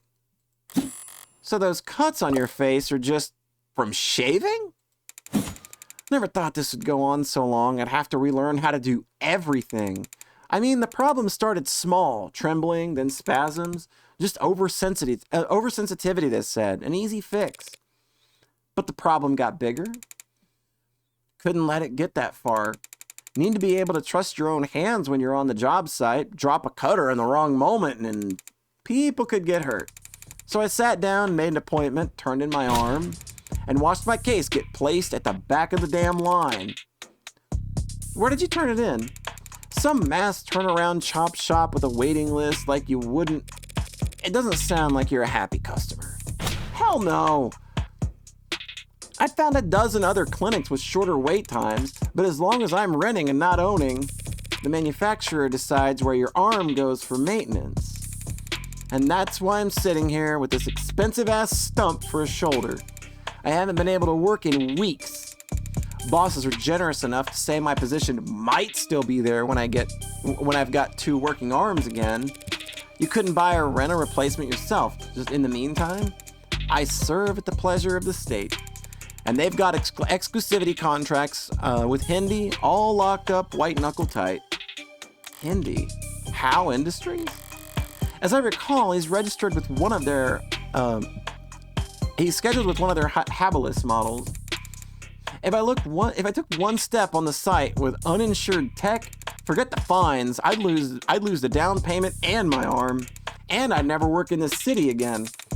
If this was the last quarter, maybe I could have worked something out with management, but like I said, no one's sticking their neck out for anyone now that Long's in hot shit. You mentioned discomfort. Are you in pain? Pain will come and go. It's the itches that kill you. Might be hard to perfectly shoot someone in the same place with a gun that kicks like a stubborn mule. Yeah, I'm kind of finding it hard to believe that this guy's gonna shoot a gun with his arm if it's this much of a problem.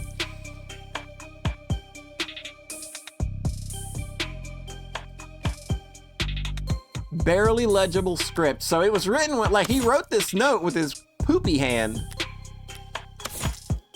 And this is the kind of model it is. Okay. Howe Industries. Okay. All right. And then the Phantoms come back pretty fast when I don't have anything arm-shaped attached to me. Didn't they give you something to, well, wear in the meantime?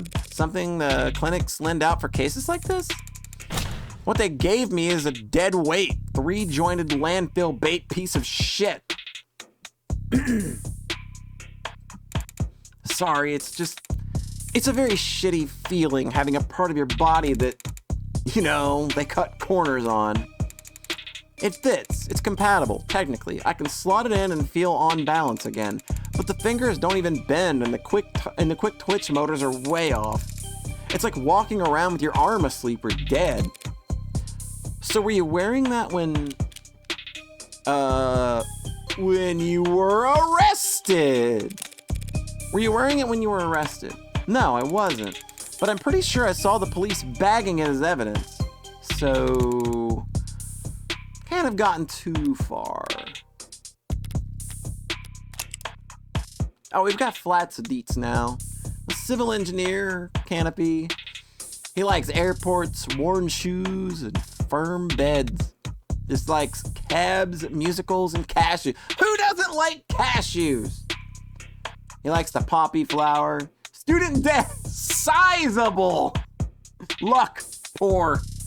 Yeah, all that track. You may be allergic, but I like to think that you would like them if you could eat them.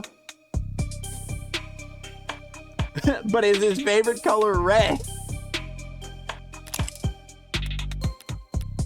Okay. And this is the rental. This is prosthetic, the good one. And this is the rental, which is a piece of poopy. Likes opium. I don't remember what it tastes like besides itching and choking, to be honest. To be fair, those were not good tastes. So Detective Reyes was being quite literal about how he was found. He had the victim's blood on his left arm only because at the time in question, he didn't even have a right. No inconsistencies with the story so far. Andy's opened up as well as can be expected, but this has just been a warm-up for the both of us. Now comes the delicate part. Carlos, you and the victim were romantically involved. How long did you two know each other? Right. I've known her since college. We shared a few classes, some mutual friends, always got along. Eventually we just got together at some point. Guess I never actually asked her out for out the real formal way. Sounds pretty cowardly saying it out loud. Diane, she was in genetics, focused her studies on agriculture. It always takes him a few tries to get used to using past tense. Just finished her post-grad work this year. Got hired right out of the gate. Practically headhunted. You believe that? Practically headhunted. Of course she was. Any company would be lucky to have her, unlike... It was a real-ass job. Paid real-ass money, too. So her career was starting to pan out. Right as yours had fallen into the mother of all slumps. Where was she hired? Pedigree? No. Perigee Laboratories. I say that like the name matters. The whole setup's under Harco's umbrella. That doesn't narrow it down. The Harvest Corporation grows a third of the soybeans and corn in the entire country. One client that size, the lab wouldn't need any others.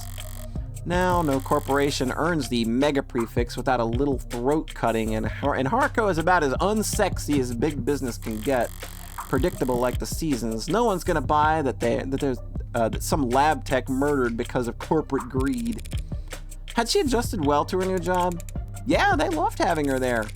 She never mentioned arguments or disputes, corporate politics getting rough? I don't think so. Not like I've been a good listener lately, but I never got the impression that she... Look, no one I know could do this to her. And there's nothing she could have done that would deserve what happened to her. It was a long shot, hoping for a disgruntled character from her past to shift blame onto. But with no other suspects, I can't just reshuffle the detective's suspicions. I'll have to disprove their argument entirely.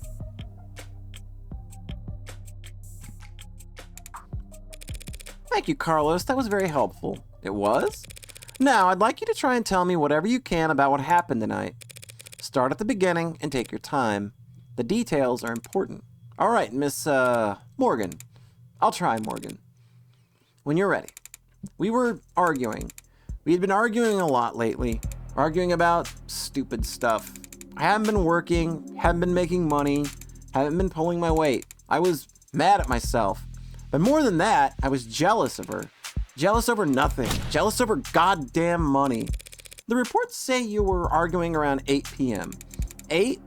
Yeah, it must have been when we started. We got into it, and I said a lot of things that I shouldn't have. And I said one thing that I really, really shouldn't have. And I crossed the line, and we both knew it, so I left. You left? Yeah, I walked out the front door. Thought some fresh air could help me cool off. Help me figure out what to say to make it up to her. Of course, the air wasn't fresh, just humid, thick like mud. And while I was pissing away the time, Diane was... Did you bring your phone with you or any other electronics? No. I kind of stormed off. Didn't even take my key fobs. Didn't even lock the door behind me. With optics down, traffic and street level cameras won't help him. That leaves... Did you go through a checkpoint or talk to anyone with modded eyes? Did you buy anything, cash or credit? No, not even a vending machine. Not even a damn vending machine, huh? I may have met my match. How can anyone be this unlucky? That's quite unfortunate. I just wanted quiet at the time. Wanted to wallow in it, really. Sorry if I don't have all the details quite right. My head is... But if my exact route would help, the cam's probably... What? What is it? Optics was what? Can that even happen? And then there's no other proof that you were out at the time Diane was killed, meaning you've got no alibi. This can't... Listen, I didn't do this. I couldn't. Carlos, I'm the one person you don't have to try and convince. After all, I'm your lawyer. So let's just get it all out there and see what we've got to work with. So you said you left to clear your head. So what made you come back? I came back because I heard a noise, a loud noise. Didn't know what it was, but it was loud and it scared me. And it came from the direction of our apartment. I was walking back at first, but at some point I must have started running because when I got back, I was so out of breath. And then I saw that the front door was open. Something dropped in my chest and my lungs wouldn't... You live on the first floor, right? Yeah, first floor apartment, street facing entrance. We were proud of that when we first moved in, like it was some kind of big deal. From the hallway I saw her, but I didn't realize, I never thought that she was... The lights were off, the whole room was a mess. I thought we had been robbed or she had fallen or... There was broken glass, furniture knocked over, and she was... I called her name and she didn't move. I checked her pulse and she was still warm. Her blood was warm. And I saw the gun. It looked so heavy, but I thought it had to be fake because I didn't want it to be real. Is that why you picked it up? What? Pick it up? I didn't touch that thing. I didn't shoot her, damn it. Doing what I do, you hear a lot of lies. White lies, blatant lies, hasty lies, bad lies especially. For me, it's always been easy to spot a lie, but it can be hard to know what to do about it.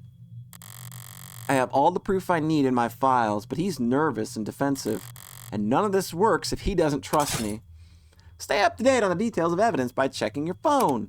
If your clients notice that you don't know what you're talking about, they'll stop giving you any credit. You did touch the gun, Carlos. That's just a fact because... Phantoms are phantom pains that you get after a limb has been removed. And you apparently get them even when you get mods. They haven't figured that out yet. The brain gonna do what the brain gonna do. You're gonna head to bed. I will talk to you later, Ghosty. Have a nice night. Get some rest. Sleep well. All right, and our evidence with the revolver bears fingerprints matching his. So,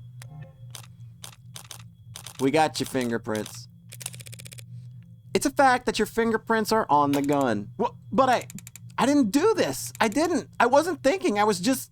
Carlos, all I'm saying is that you picked it up. That's all. Would you believe me if I said I didn't realize it was a gun? That explains how his prints got on the gun, but not in a way that would satisfy the police. You're gonna hit the hay too? All right. You get you some sleep, Caparino. Hope you have a nice sleep. Still, if all he did was hold the gun, so stupid. I know what a gun looks like, but seeing it on in my own home right in front of me. All right, everybody go to sleep. Should we pick this back up tomorrow? Is that what we should do? Since everybody's kind of nodding off, should we just pick this up tomorrow?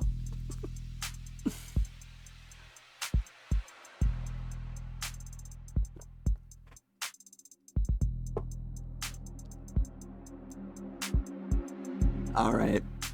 You're just in time for the end. I have to go on, Beepner. You're just in time for us to get to the actual investigating using evidence part. You just woke up. You're hyped for more lawyer. All right, we'll keep going then. All right, we're gonna keep going. We muscle through. We need more cute red-headed lawyer in our lives. How you doing, Beepner? Hope you're doing well. You were in shock, Carlos. You still are. The police came in sometime after that. I don't remember much of what they said. Things started moving so fast. It seemed like the rest of my night went probably the way you'd expect. Carlos, you admit to having a verbal argument with Diane, but you said you were surprised to see the room trashed when you got back. To clarify, you're saying that you two never had a physical fight. Wait, physical? We never fought. We've never fought like that. Is this where we find the token gun? Yeah, you know detective words. We have the token gun. Did the police say that we did? They assumed as much, which means they also assumed the room was disheveled well before the shooting occurred. Considering what Carlos has told me, what else did they assume? What is it? I'd like you to take a look at something for me. The crime scene. Oh, it's an AR module built from data taken from that the police entered, so... Right, it's just data, Carlos. No grisly details. Okay. Let me see it. Take your time.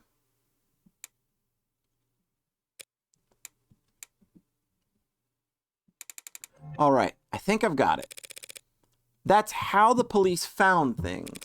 Now close your eyes and think back to how the room looked when you left. Try and focus on what's out of place. All right. I'll take notes. Just say whatever comes to mind. Remember your basic firearm safety rules. Puff, puff, pass. I don't remember exactly where everything was, but well, the mirror was upright, of course. And that clock was still on the wall. The chair got knocked over at some point, and the bed got tossed and the cushions torn. And the urn fell. Other than that...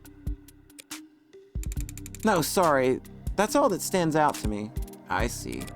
Like so? What's wrong? Something out of place? Carlos, you need to trust your instinct. If anything seems off, don't be afraid to speak up. It's just, I guess I just assumed your notes would be making edits on the AR? It's a good doodle! It's a good crime scene doodle! Well, I suppose that works too. Sorry, I didn't mean... I think your drawing was pretty good, considering... I'd like to change the subject now, Carlos. Right. Let's talk about the letter that was found on your desk. Letter? What do you mean? I mean this letter here. Do you recognize it? Because the police are calling it a confession. Okay, I think they made her... Yeah, okay. Flat statement, Carlos Flat testimony. Okay, the mirror was upright, the clock was on the wall, the chair got knocked over, the bed got tossed, the cushions torn. All right. A confession? But this is just a note to self. Pardon? Look, when we fight, I lose my temper. I say things I don't mean to. So this morning I tried writing things down so I'd have a script to stick to. So I could apologize to her instead of just fighting with her. Carlos, you say in your note that you hurt them. I broke her fidget tubbies. Her what?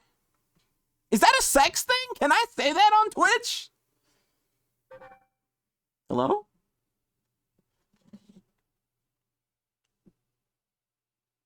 No, sorry.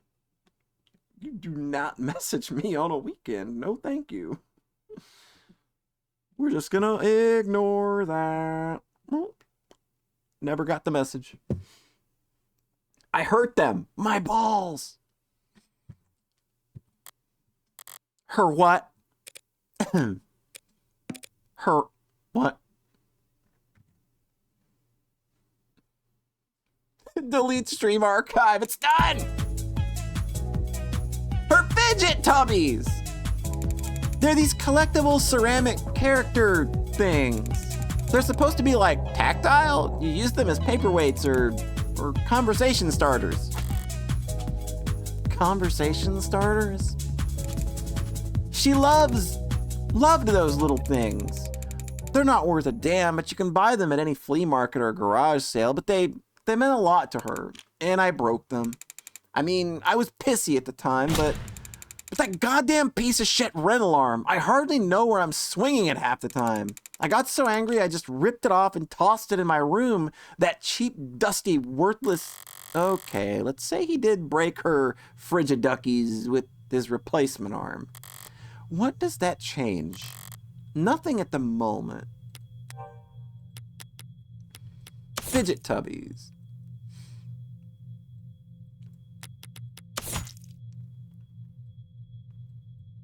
Okay.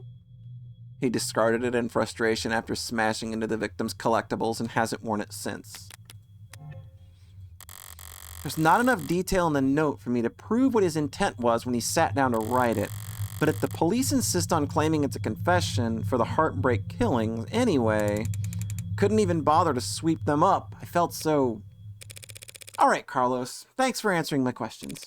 Now I'm going to call the police back in here, and I'm going to get this cleared up for you. What? That's it? That's it? Oh, okay. Although before I do that, I have to ask, what do you know about the Heartbreak killer? Heartbreak? You mean that psycho that was trending all month? I mean, as much as anyone, I guess. I haven't been getting out much, but I'm sure everybody's on edge. Guy like that out there. He shoots people through the heart, right? The police have kept victims' appearances away from any upstanding news sources. So unless he was already following the murders, Carlos wouldn't notice any resemblance to his girlfriend. I mean, she was shot in the chest, but that doesn't mean anything, does it? If he's this slow on the uptake, it's gonna be a real shock when those officers walk in here and accuse him of being a serial killer. I'll just have to squash that theory. As quickly and definitively as possible. 4:04 a.m. We're just like doing it. We're just hanging in there. This is like an all-night thing. Hope you all enjoy an all-night stream. I didn't realize you could smoke in here. Technically, I can smoke wherever I want. For a fee. Ha! That's cute. I guess so. Nervous? Don't be. I'm the one who's on the clock. Right, I'm sure this isn't your first time doing this. No, of course not. It will be my first homicide defense, though. Oh. Why does everyone always think the first time's so goddamn important? Hey, cheer up. I've got relevant experience in other areas. Oh, and what areas are those? You ever gamble, Carlos? No, ma'am. I never go anywhere near loot boxes. Won't touch that stuff. I meant more like playing cards. Oh, well then, not that too. I've actually got pretty terrible luck, as could have fooled me. Well, what I do is a lot like poker, Carlos. Poker's nice because even if you're dealt nothing but crap all night long, you can still win. which makes things pretty fun. Okay, so, do you have a good poker face? I like to think so. And are you lucky? Only when the stakes are high. And, this metaphor, we're playing poker, and the state's the dealer? If only. No, the state's more like the house. You mean like the house always wins? Yep. They're very good at it. Winning, I mean. That's why they're up there and we're down here. That's why they're the house. So what do? We play the cards we've been dealt as best we can, win more hands than we lose. Keep it up, and eventually someone will come over and tap the dealer on the shoulder and whisper something in their ear. And then we will be politely asked to leave. That doesn't sound very triumphant. The house always wins. So our definition of victory is more like, don't lose. Thanks, Morgan. But I guess I was more asking like, what should I say? You just leave all the talking to me. So that's the strategy. What's up? You know there's a saying about gamblers with strategies. Yo! Ready to confess yet? Cause I already woke up the DA. Already? She must be new. The district attorneys have final say on whether or not a case is brought to trial. Only fair, since they're the ones who end up having to actually prove the damn thing. Most of them prefer simple guilty pleas over long protracted trials, and they all dislike having their time wasted. Unfortunately then, you'll have to call them back. You gotta know when to hold 'em. Because my client's not guilty. And frankly, I'm not even sure you have enough to I'm not even sure you have enough to hold him here. Right. What she said. You got a weird sense of humor, counselor. Different generations, I guess. Before my time kind of thing. I'm very serious when it comes to defending a man's innocence, detective. Counselor, we have your client's written confession. His written confession? Let's start there. Okay, we'll be happy to. The thrust of every argument starts with the facts, what's already known and agreed upon. Public knowledge for every player at the table. It's pretty simple, counselor. Real paint-by-numbers stuff. See, we found a note at his apartment with his fingerprints on it, apologizing for how he hurt them all so bad. So how are you planning on spinning that? Those are the facts.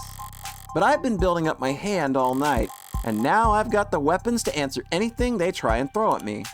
Well, my client did write that note, and it was an apology, but not for murder. He was apologizing for, analyze the facts as they're laid out, then thumb through the responses in your hand. Drag and drop the card to the best answers the argument to the right. You can mouse over your opponent for a reminder of the key point. Okay, he wrote a confession. So...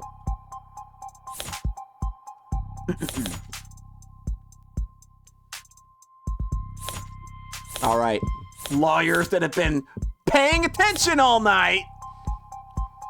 Near western window. Or is it the gun? Murder weapon linked to 5 other crimes. Ceramic crap. All right. He was simply apologizing for this. The hell is that? I found myself asking the exact same question. What are we looking at here? Something from the crime scene? This diagram is the room. It's created from data you captured, right? Pure, non-GMO, augmented reality crime scene data, yeah? What's non-GMO? Not much these days. Notice anything out of place? Yeah, the whole room's full of busted shit. It's the scene of a murder. Full of busted shit, for sure, but I was more referring to the unidentified ceramic debris found on the western side of the room.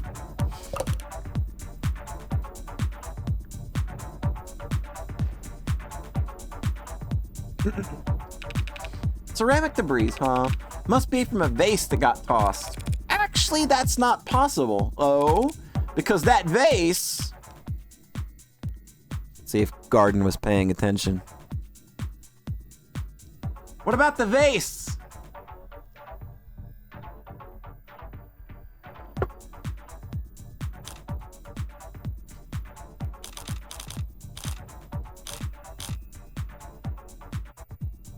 You missed the part about the vase. It was not damaged. It's not possible for the debris to have come from that vase because the vase is still pristine. How is that? How is that possible?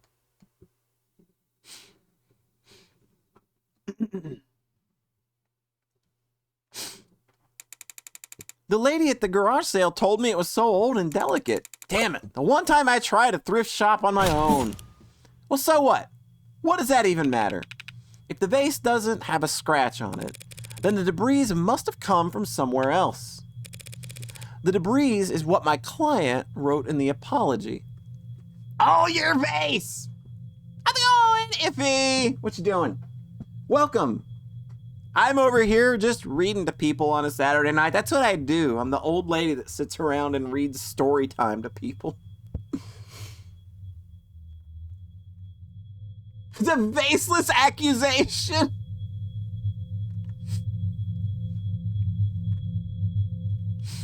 The debris is what my client wrote in that apology. Over. You're saying that the confession was his apology for not vacuuming? I am, because the pile of rubble is all that remains of the victim's collections of Fidget Tubbies. What he said. Mr. Flat broke the victim's ceramic figures by accident, and this impassioned note to self was just his attempt at scripting out an apology. Can you prove that? We're taking this seriously, as much as I wish we weren't. We're all in agreement that my client wrote that note, and we can all plainly see that there's ceramic debris at the crime scene. Now, since it couldn't have come from the vase, it must have come from the collectibles. Simple, right? What the hell are you going on about? The entire room was trashed, as the ARX clearly shows. Those Fidget Tubbies must have gotten pulverized during the struggle too. You really gonna claim that he sat down to write an apology for breaking her toys after gunning her down? Not a bad train of thought, but I can do better. No, those collectibles were destroyed much earlier than that, and there's proof. All right, Garden, you've got the note, you've got the rental arm, and you've got the revolver. All right, you're going with the arm. Just take a closer look at the rental you took into custody. One swipe of your finger could show exactly how devastating it would be to Fickle Buddy ecosystem. It's Fidget Tubbies. Whatever. You did take it into custody. I'm sure your techs found ceramic debris on it, right? Now that you mention it. Fine, whatever. He broke them with his arm while he was killing her. Happy? Overjoyed because even a cheap arm's got an operating system that had logged the last time it was worn, right? Right. See, I happened to spot a footnote in the lab report. Said that the rental hadn't been used since the AM. Whose side are you on, old man? It's gotten pretty late, Sunshine. I'm just trying to save us all some time where I can. Well, thank you for your service. Well, thank you for your service. Are you seriously buying this crap? Just look at how scrawled, how panicked that note is. You expect me to believe that he was upset over a Fidget Tubby collection? One that hasn't even been graded? Setting aside Detective Ray's surprising depth of knowledge when it comes to collectibles, you're correct, they held no real monetary value.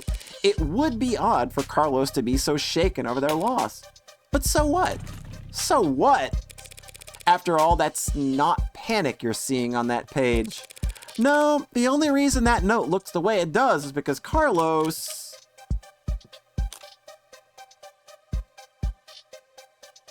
I'm just turning it into a garden stream now. She's gonna be the one to have to do it.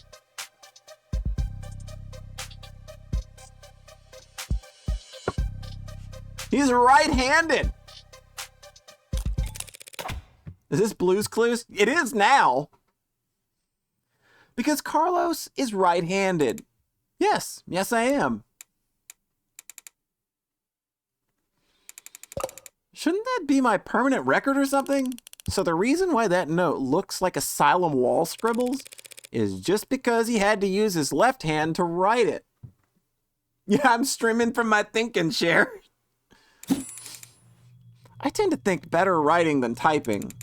And I need to get used to using my left hand anyway. I just thought it could be a good practice. Taking that into account, alongside the ceramics, your slam dunk confession is looking about as watertight as a fishnet. Okay, fine. Forget about the confession. Congratulations, counselor. You've established that your client's remorseless. Now let's get back to the reality of the situation. Here are the facts. We found your client at the scene of the crime, wearing a coat covered in the victim's blood, right next to a big old goddamn gun that just so happened to have his fingerprints on it. That's right, the coat is... What, you gonna claim it's not his, that he actually wears an extra small? She's trying to bait me in her typical low-key fashion. As the arguments flow, you won't always have a stronger hand. Sometimes the best you can do is hold your tongue and avoid overcommitting.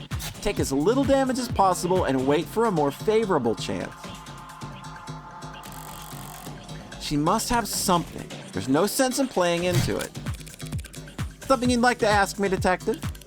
I'm just curious. What'll it be next? You gonna tell me that he actually wears an extra small? This is cool. This graphic, this is so good. Justice is blind, but she's got a fucking AK. We need a tank built to mitigate the damage. It's such a fucking good look. Who needs justice when you have guns, Revy? Yeah. This is probably my favorite imagery in the game right here. I want the full art of that. Gee, Carlos, do you? No? Yeah. So, there's no evil twin you've forgotten to mention. We stay again. No, I'm afraid not. Not even gonna go for the mysterious third party at the scene of the crime? To prove his innocence, I'll need to get there eventually, but going there now without hard evidence... I have no evidence of a third person at this time. Damn right you don't. It's clear as day in the arcs. No evidence of anyone but Carlos being there that night. So keep dreaming. It was obvious she had something there. I wasn't gonna win that hand either way, but at least I didn't overstep and take any more damage than I had to. So it seems like they kind of corner you with arguments where you have to lose, and it's all about minimizing how much you lose. Because we actually did lose credits there. We lost a credit because of that. So I think that it's all in mitigation sometimes and not overcommitting to an argument. Yeah, 1 CC failed. We're not contesting any of that, detective. My client freely admits to holding that gun. He picked it up in confusion after coming home to find a brutal crime scene, which was not smart. Hey, but not illegal either. And that's all? He had her blood all over his clothes. Yes, he did. Right. Do you have those clothes on hand, by the way? The lab finished with them a while ago. What are you getting at? It'll be easier if I just show you. Would you mind getting them for me? You know what? Sure, I could use the fresh air. Stinks of bullshit in here anyway. In here I thought the room smelled like... Psst, Morgan. What are you doing? My coat's covered in her blood. I remember that much. So doesn't that, make me look really bad?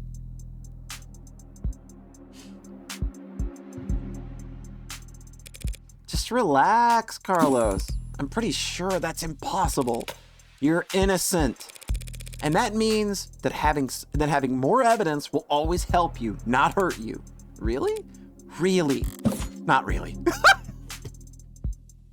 I love her so much. Plenty of innocent people in prison.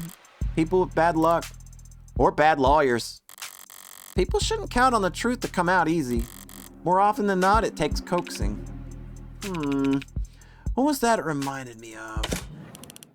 Alright, here it is. One blood-stained jacket, fresh from the lab. What do we got? Looks like it got updated. The coat the suspect was wearing was taken into custody. Blood on the sleeve matches the victim with a 99.989% certainty. No other details of any forensic significance found. So what's your angle? You gonna tell us that this is actually hot sauce? No. That would be silly. She actually thought it over. So what the hell's your point? Hey. Sorry, just got thrown off by a turn of good fortune. What good fortune?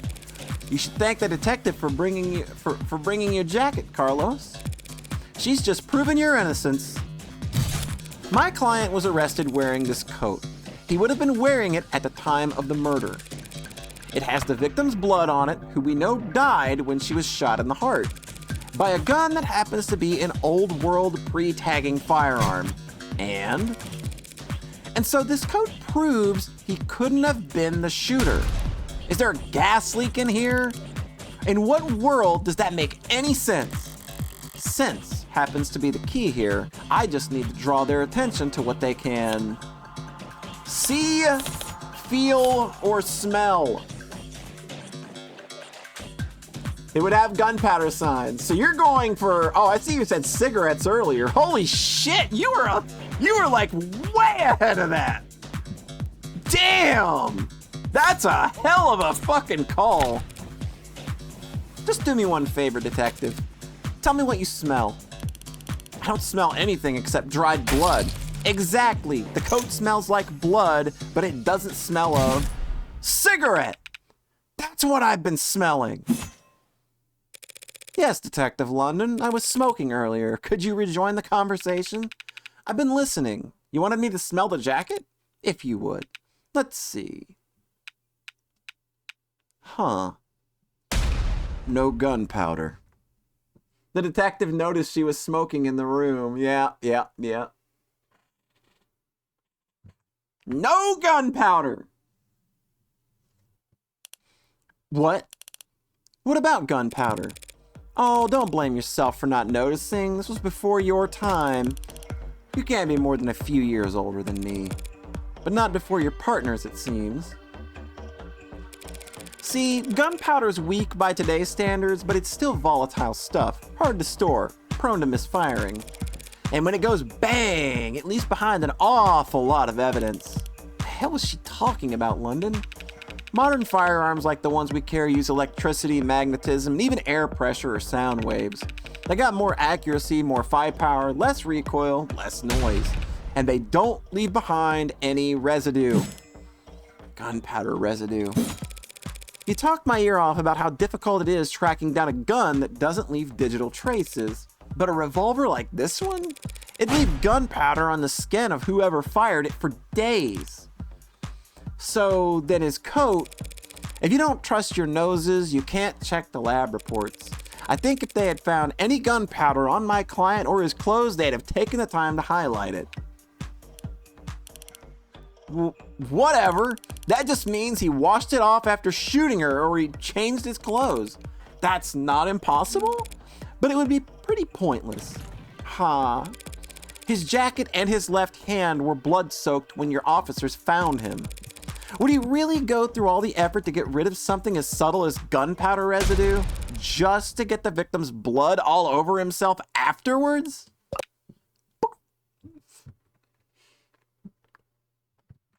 Man, yeah, Garden's just knocking this out of the park. In light of these details, I'd like to formally request that you reconsider the charges Mr. Flatt is facing as soon as possible. Whoa. They're faltering now. Should topple over in any moment. The letter was mostly icing on the cake for them. But that gun is all they had to link Carlos to any of the shootings. So if it looks like he never actually fired the gun, I'll admit, things were a little dicey here at times, but once I was able to grasp the situation, the smaller pieces fell into place easily enough. Not my cleanest work so far, but overall I'd say... Did she get a message? Wait, did they actually manage to find it? Something you'd like to share, Detective Reyes? You're good. Twisting the truth into knots, making the facts work for you. The house whispered to the dealer. Thanks. But your luck just ran out. Because the net scrubbers found a cam active in the exact moment of the shooting. And right now, I'm staring at a photo of the killer. Wanna bet? A photo of the shooter. If she said that, we would still be talking. But I doubt she's pulling this out of her ass. She's got something from the scrubbers.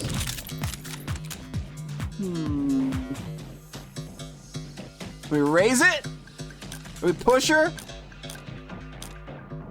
What do you want to do, Garden? Do you want to push it?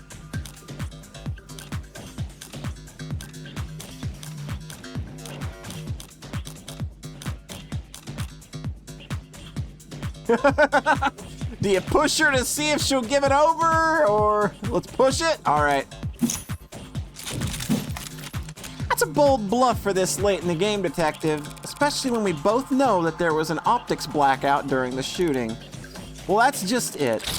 This isn't from optics. I should have figured she would have made a claim with that bulb without something to back it up. Party's over, counselor. Feast your eyes on this. Well, okay, the quality is lacking. And yet there it is. They managed to find a quarter needle of evidence in a whole city block of haystacks. What are the goddamn chances? No, with the scale their tools operate on, I guess the chances are, as always, in their favor.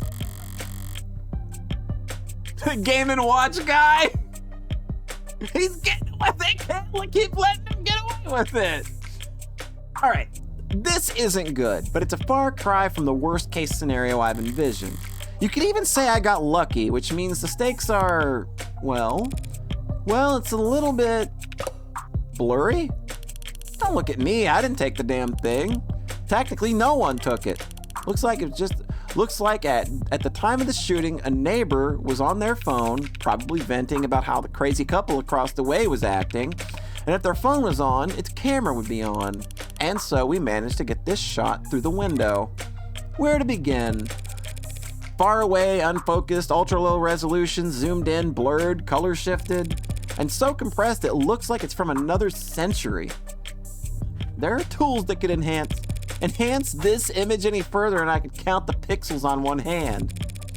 And you could kiss its admissibility in court goodbye.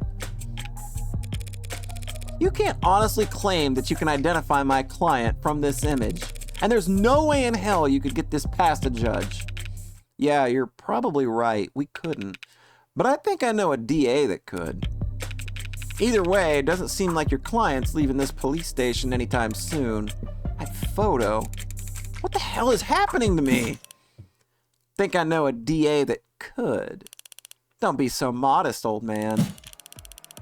We have photo evidence of a left-handed shooter standing in the hallway at the same time the whole neighborhood heard a gunshot.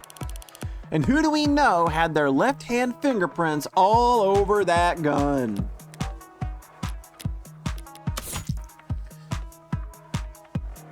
Okay, data recovered from an unknown citizen's phone camera at the time of the shooting. Because the camera was not set to photo mode at the time, the amount of quality of visual data available is severely limited.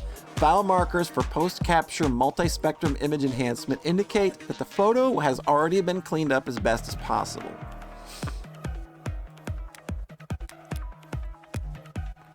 And who do we know had their left-hand fingerprints all over that gun? You're referring to my client. You think? We've established that he wasn't wearing his modded arm at all tonight, so he must have shot with his left. Yes, and we've also established that he's weak with his left side. A left side that has no gunpowder whatsoever. Forensics will never be perfect, counselor. Sometimes we miss things. Sometimes you take a walk through the rain and when you finally get to where you're going, you somehow end up dry. But that doesn't mean it didn't rain. All of which is to say, before judge or jury, photographic evidence outweighs a failed sniff test. Carlos is innocent. I know he is. But that photo shows a left-handed shooter. Carlos is innocent. That photo is real. If both are true, then that means that the photo doesn't show what it appears to show. So, at a loss for words? Never! I'm just confused about one thing. Where was this photo taken from exactly? Exactly? Positional data is usually only accurate to the nearest public router. If we DAnon the phone's owner and ask them where, why bother with any of that? Ballistics and common sense tells us that the perp shot from the room's doorway. The front entrance to the apartment faces to the south. There's a hallway that runs back to the bedroom. We're looking straight at the shooter, so it's pretty obvious that this was taken from across the north window. From the north? If this is from the north, then why can we clearly see the... It's not that complicated. The neighbor who got the shot must live on the other side of the street. So we're looking into the bedroom from the north window. If she's wrong, I should seize the opportunity to start turning the tide. I think sounds like you're looking to raise.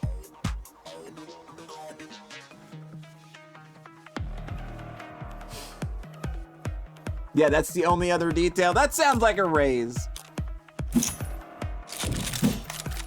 I'm afraid that's simply not possible, Detective. The photo has to have been taken from the east. What kind of bluff is this supposed to be?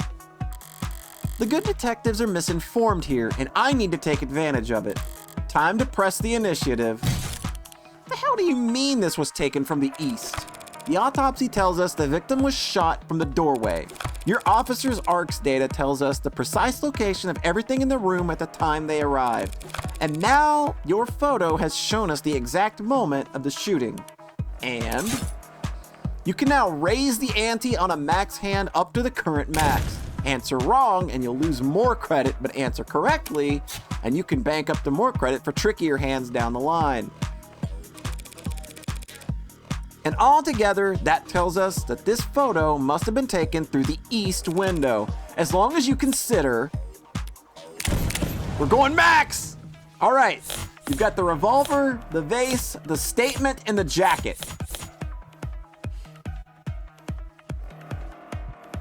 And what you're trying is, the photo was taken from the north, is her argument.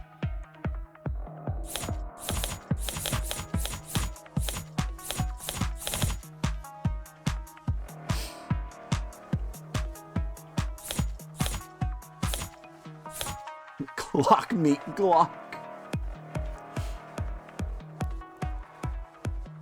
Statement it is. Just take a look at the clock in the photo. The clock? What about it? The clock, huh? Seems like London's got an idea. If he's mistaken, I could pounce on it and keep my tempo high. This photo was taken right before the shooting, so... Wait, don't tell me the time of death was wrong.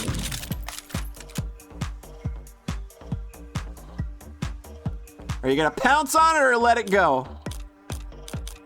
Stay? Wait, no, the clock reads 9 p.m., same as the autopsy and the neighbor's reports. I didn't lose anything by keeping my mouth shut while London's train of thought ran its course. But I could have gained momentum by beating him to the punch. So then what the hell are you on about? There's a clock on the wall in this photo, analog style, and it reads 9 o'clock. 9 p.m., the time of the shooting. The hell's so special about that? Nothing. There's nothing odd about the clock. There's nothing odd about the time the clock reads, but Do you remember there being a clock in the room? What? Actually, I don't recall there being a clock. That makes sense. You wouldn't recall there being a clock. Because when the police secured the scene, the clock had already been knocked in onto the floor. And the only clock in that room is on the northeastern corner.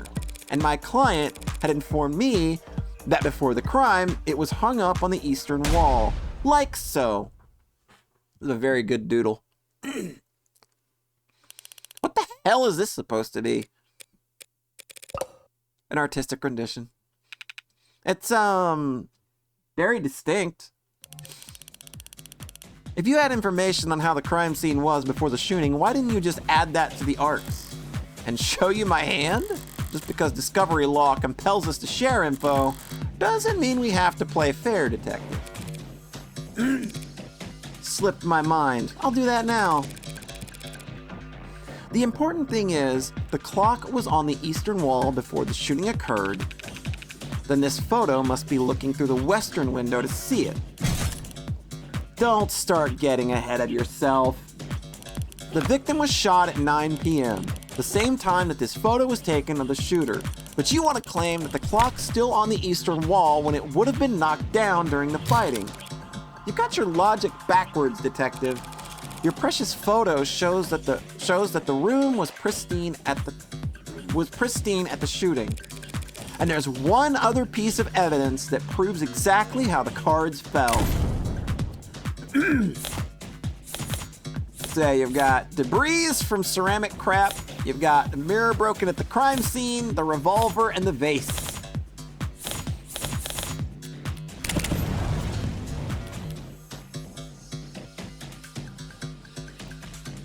You draw crude doodles for clients? I want to see crude doodles!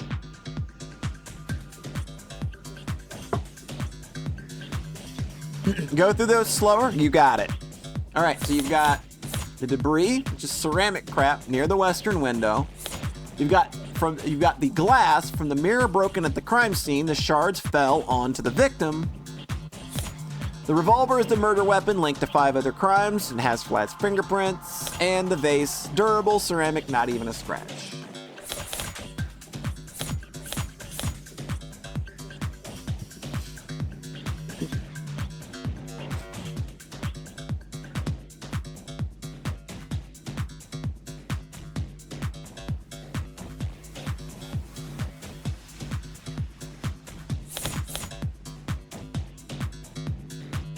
You don't think it's the vase.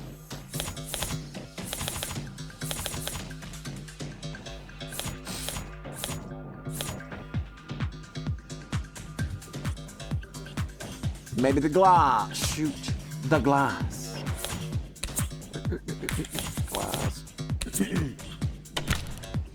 Glass shards? What about them? Nothing much, really. Only that they're on top of the victim's body and not under it. If the glass fell on top of the victim's body, that would mean she was dead on the ground before the room got trashed. But that doesn't make any sense. Why would anyone trash the room afterwards? It's a good question, Carlos. Luckily, it's the detectives who have to delve into the minds of the criminally insane, not us. Tell me, detectives, were there any signs of a struggle at the other crime scenes? Other crime scenes? No, nothing like that. Those attacks would have been over in a matter of seconds. So what did you think when you saw the mess in the bedroom? That this was personal. Things had gotten complicated. Shit happens. Shit does happen, detective. But in this case, it seems that there's been a general misconception about the order in which shit happened. Carlos, seriously, shut the fuck up. So what if the room didn't get tossed over until afterwards? He still shot her. And we have a photo right here. And I'm glad you do, detective, because that photo proves my client's innocence. Proving that it wasn't my client who pulled the trigger is difficult, and maybe more importantly for all of us, time-consuming. Thanks to your photo, I can instead prove it couldn't have been my client who pulled the trigger, because the man in the photo can't possibly be Carlos. Like hell it can't. The glass shards prove that the room was pristine at the time of the shooting. And we know that until the room was tossed, that clock was on the eastern wall, which means that this photo of the shooter was taken from the west. Back to this shit? That's impossible. The only hallway in this apartment runs from the north to the south. The only person with prints on the gun is your client.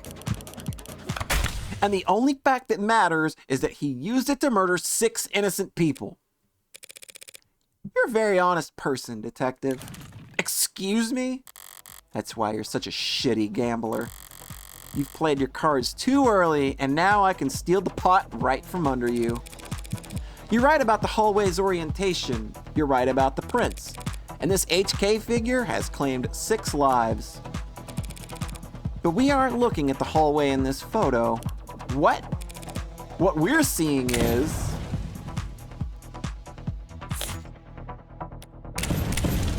We're going max!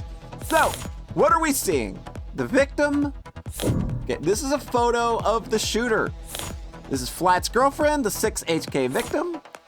Optics, no cams at the time of the shooting. Worthless ceramic smashed by Flat's arm with the fidget. Those things, which they're just called those things.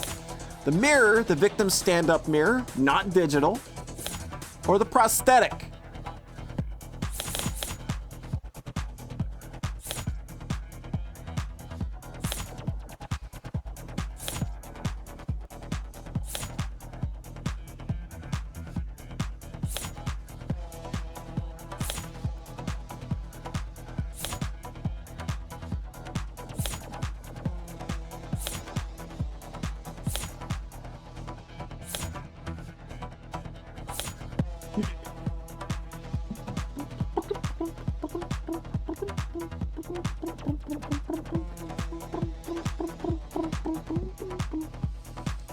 Okay, Beepner says the mirror. You can't keep track of any of this shit? I don't think it was that hard to follow, was it? I think I see what's happening here. So Beepner says mirror. The shooter is right-handed, so I'm gonna assume you're saying mirror as well. Nope. What is that? You're trying the glass shards again? Sort of. By the way, do you recall where those glass shards came from? Yeah, sure. They came from a standing mirror. A mirror that, at the time of the shooting, stood across the room from the western window. But then that would mean, at that angle, from that viewpoint, it would reflect the hallway. So we're not seeing a shooter with a gun in their left hand. We were seeing a killer take aim with their right arm. And so, as we all know, my client hasn't had a working right arm in a number of weeks. And he hasn't worn his rental since this morning. So I meant what I said about that photo. I'm glad that it was recovered, because it just proved that my client couldn't possibly have committed this crime.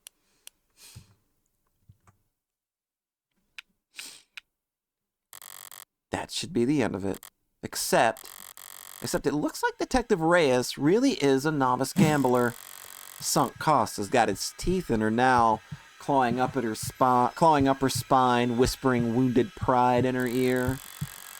It's a cold sweat, hot palms kind of fever. The impotent, irrational fury of losing something you thought was guaranteed yours. But lucky for you, Detective, I'm well versed in shock therapy. You look dissatisfied, Detective Reyes. That's one word for it. Then allow me to put a nice bow on everything for you.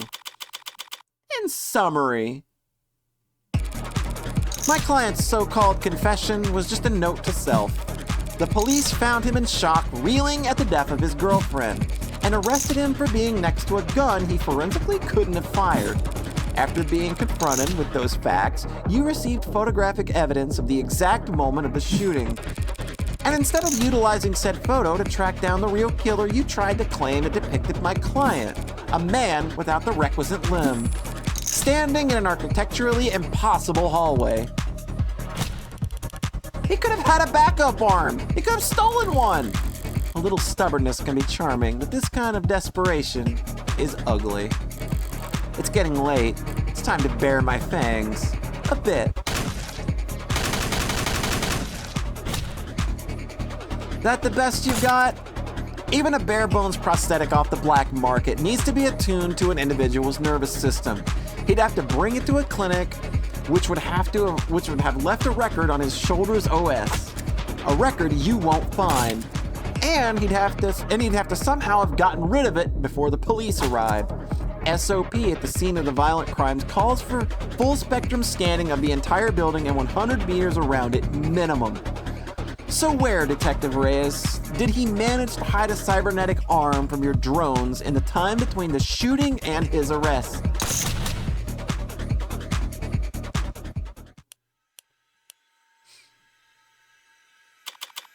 Well...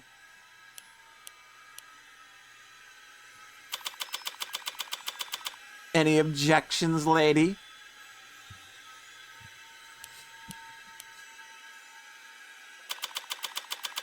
Detective. God. Damn it! Fold! It's so good!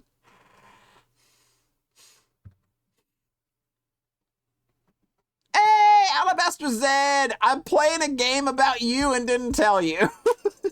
How you doing, Zed? Hope you're doing well. Yeah, this game is stylish as fuck. And again, this first episode is free if you missed it and you didn't get the chance to see what's going on the rest of the stream. So, episode 0 is absolutely free, but I am pretty sure that they will be charging for episodes 1 through 5. Show me your hand, Flat. You're uncuffing me? In light of the evidence, I have no reason to hold you. Now I gotta call the DA and tell her I made a mistake. Not we made a mistake, huh? Listen, kid, you should know. Detective? Lost my train of thought, but hey, your attorney's a real tiger, and she just fought like hell for you. Make sure you thank her properly. Public defense doesn't pay that well. Yeah, that's kind of you to say, Detective. Niche Namura game kind of vibe, like Twiwi. Yeah, it's kind of like it's definitely going for like the visual style is very the world ends with you. The gameplay, like what it does and what it's doing, is very like Phoenix Wright, Danganronpa, the Somnium Files adjacent. So it's definitely like kind of like a good mix of influences, I think, that are quite easy to see. But my work is its own reward. Sure. I feel exactly the same, counselor. What happens now? I'll have to speak with the DA about the dismissal, and there's still some paperwork we'll need to go through. But basically, you're free to go. Congrats. You just get to leave the casino with your kneecaps intact. Yay? But what am I supposed to do? The detectives will continue their investigation. Their investigation into heartbreak, right? Yes. When the authorities are satisfied with their examination of the body, she'll be handed over to the next of kin, and then you can make funeral arrangements. No, that's not what Diane being gone is bad enough, but a serial killer? It's like she died of the flu. It doesn't happen anymore. People die of the flu all the time, but I know what you mean. I can't make sense of it. So what am I supposed to do? Hell if I know. There are some contacts I could give you. Services, professionals, doctors. No, you've done more than enough for me. When you got here, I was too tired to even defend myself, to try and convince them that I didn't. You saved me. Thank you. You're welcome, Carlos. It's my job too.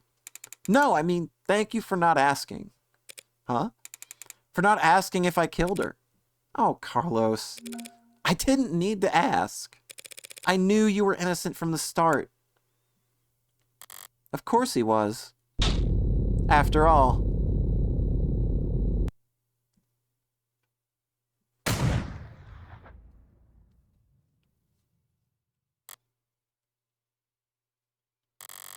The blood's always different.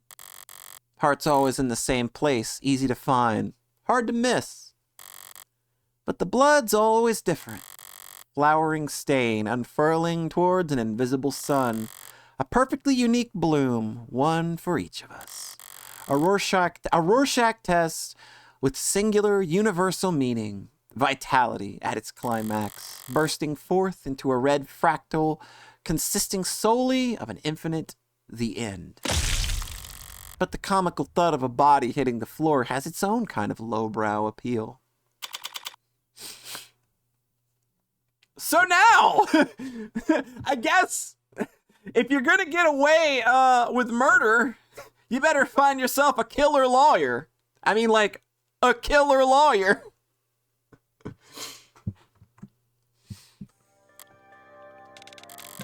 Bullet number 6 of 6. The gun's empty. It's useless to me now. May as well leave it. Feels like a waste, but whatever. Oh, something updated. This is very cute.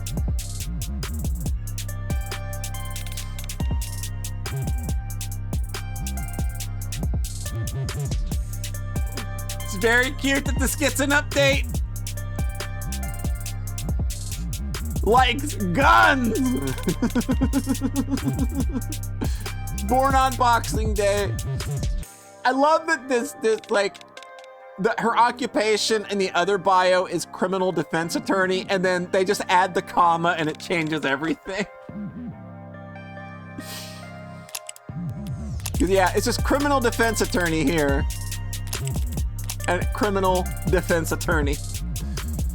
Good old Oxford comma. Oh yeah, I could definitely use some of that. Whatever. Finding the ammo was almost enough of a hassle to outweigh the advantages. I could sell an untagged gun for a fair bit of cash, but cash can't buy you peace of mind. Oh, don't look so surprised, lady. Moping around in the dark in here, must have only been able to see my silhouette. Did she think I was her boyfriend, back for an encore of that enthralling conversation? Can't ask her now. Hey, did you hear that? These old pieces are so goddamn loud, and people aren't even familiar enough with the sound anymore to know to run the other way. Probably aroused half the neighborhood, but I didn't see anything I could use as even a partial suppressor on the way in. Can they really not afford some throw pillows? I used the other 5 bullets in outdoor spaces, in small spheres of blind opportunity that the city's eyes couldn't think to pierce. Cramped places, usually full of trash, but this room, as cheap as it looks, is at least clean, organized even. Yeah, suppressors are not like... I've definitely heard a gun fired with a suppressor, and it was definitely a lot louder than I expected it to be. So the corpse adds a certain satisfying contrast. Except, there's shit on the floor. By the window, there are broken pieces of something fragile and tacky. It's fine. It's just one thing out of place. Actually, it's not fine. It's actually really irritating. I kick over the stupid goddamn mirror. 5 perfect crime scenes, each of them, not a speck of evidence, nothing to go on. And for the final shot, there just has to be some pile of shit in the corner ruining everything. I kick the wall. Something falls from it, probably more tasteless bullshit. I toss over the chair, kick over the urn, tear into the sheets with my frustration and try to savor the shredding. If it can't be clean, I'll just have to lean into the messy angle. At least it will be consistent.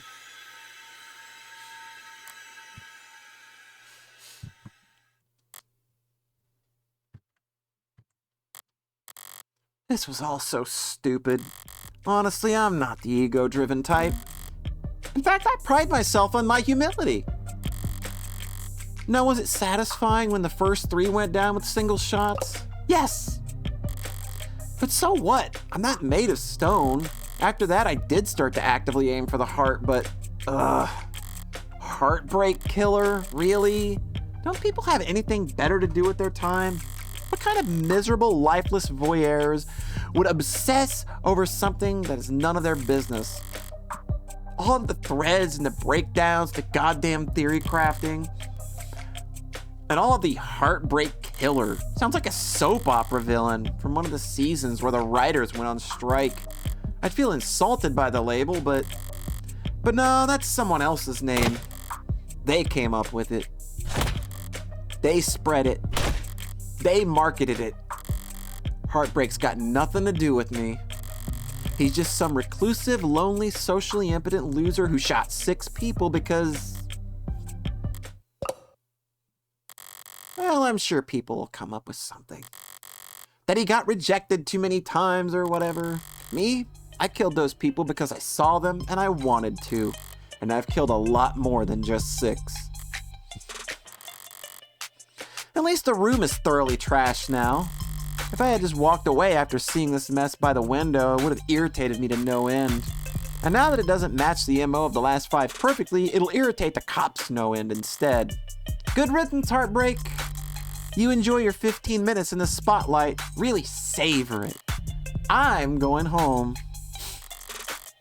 The air is weighty tonight, thick, energized, a heavily foreshadowed summer rain I could feel on every hair.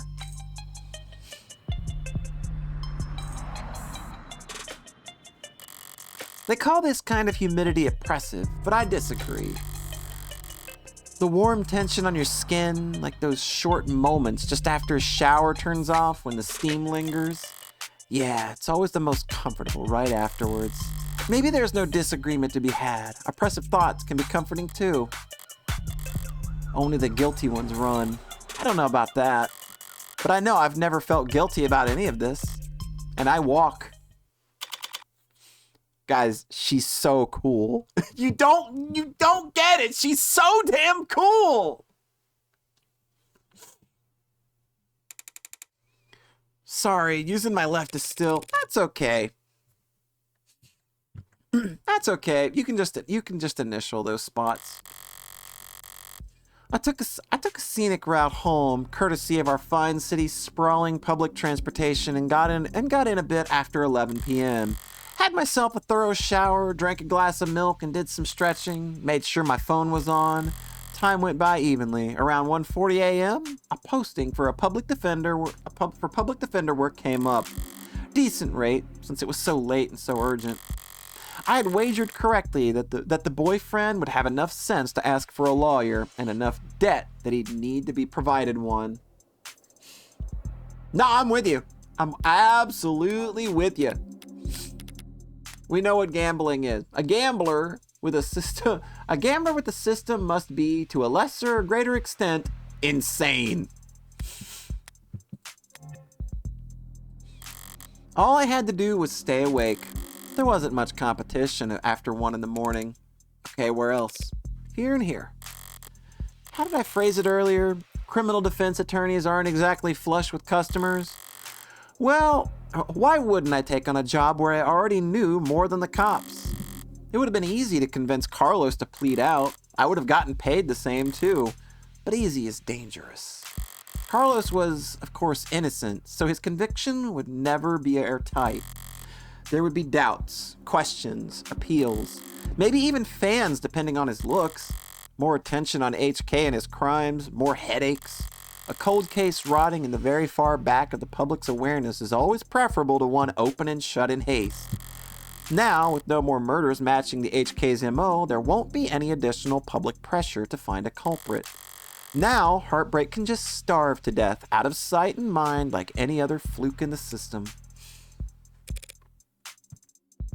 Yeah, I'm just, blown away by, it's such a good turn. And it's just how are you going to do 5 cases of this? How is this going to be 5 episodes? Almost done. Getting involved with the case this intimately does have its risks. Hell, I might have even overdone things here or there.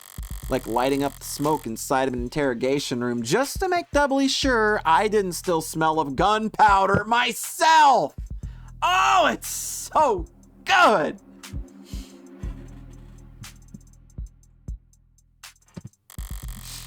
That London fellow seemed more fixated on it than I would have liked. But obviously, everything turned out rosy. And it's worth it for the finality of it all. Seeing the authorities' failings from the best seat in the house? That's just a bonus. Thanks again, Morgan, for everything. I'm sure Diane is grateful too. I bet she is! Funny. I didn't even know her name. Something the matter? No, sorry, it's just... I was mad when I left the apartment. I know she was too. So when she died, well, death was instantaneous, Carlos. I can't imagine that she was in any pain. In fact, I can guarantee she was dead before she hit the ground. No, I know, but I just keep thinking that she must have died angry at me. That she must have died hating me. We're presenting evidence. To tell the truth, Carlos, there's something I've been wondering about myself. What is it? Something I noticed at the ARC's data that I didn't quite understand. A piece of the puzzle I couldn't fit in anywhere else. But maybe you can make sense of it.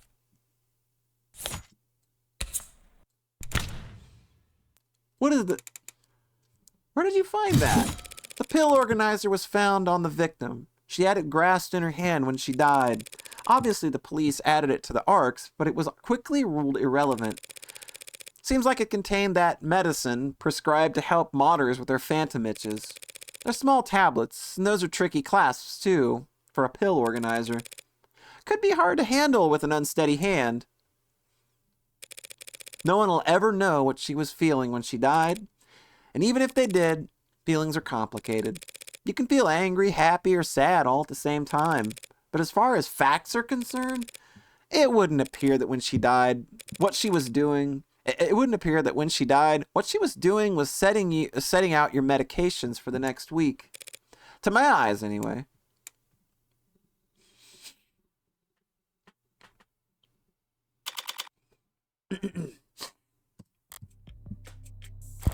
Long night. That was too far just now, practically rubbing it in his face. It's not like I care about his feelings. I doubt I'll ever see him again. But overstepping like that is pure hubris. And hubris invites a downfall. So why? Why did I even bother? It was the last piece of the puzzle, I suppose. I'll just need to show more restraint next time. Though there won't be a next time for Heartbreak. The gun's in custody, there's no more bullets left, there won't be a seventh victim, there won't be any more leads to pursue. The media will move on to their next obsession. I'll move on to my next MO. And no one will let... Uh-oh. Found you. District Attorney Rockford.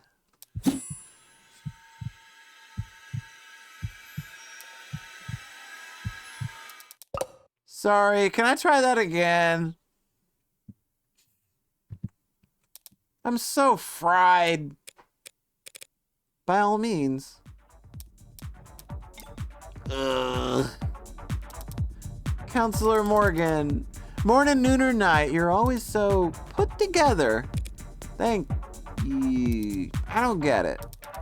How do you sleep at night? Pardon? You do white noise? Aromatherapy? Whatever you're doing, I need to steal it. God.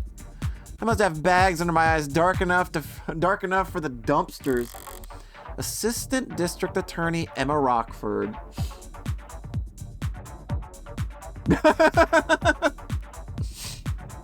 She's so good. She's a prosecutor, the lawyer who argues for the state in court, trying to prove a defendant's guilt. And despite her sometimes unkempt appearance, she's probably the sharpest person to fill the position in decades. I should know, since I haven't beaten her once.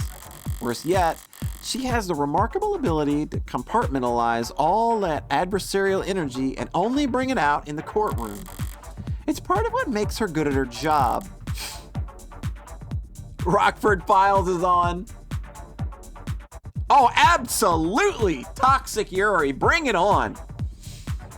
And hard for me to read. Should I buy a new mattress? What have they got you doing at this ungodly hour, Emma? All right, Emma Rockford, let's get a look at you. Who be you? She's so good. She's a distant district attorney. She likes coffee, toffee. Oh, I can't say that, and I'm not gonna pretend I can. Sunburn, dead pixels, ice stream, eggs Benedict. She plays chess, shogi, and idol savant stars. Cat person. Yes! Ow! Ow! My knee just locked up. Ow! Man, something is wrong with my left knee. Anytime I move it, sometimes it locks for like a half a second. No, more like a second and a half or two. It's very unpleasant.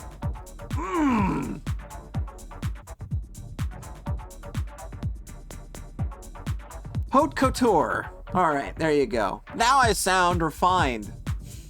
Yeah, I don't know. That's been happening for like the last 2 or 3 months. Is every once in a while when I'm sitting down and I just like move my left leg out a bit, I try to move it and my fucking knee locks up.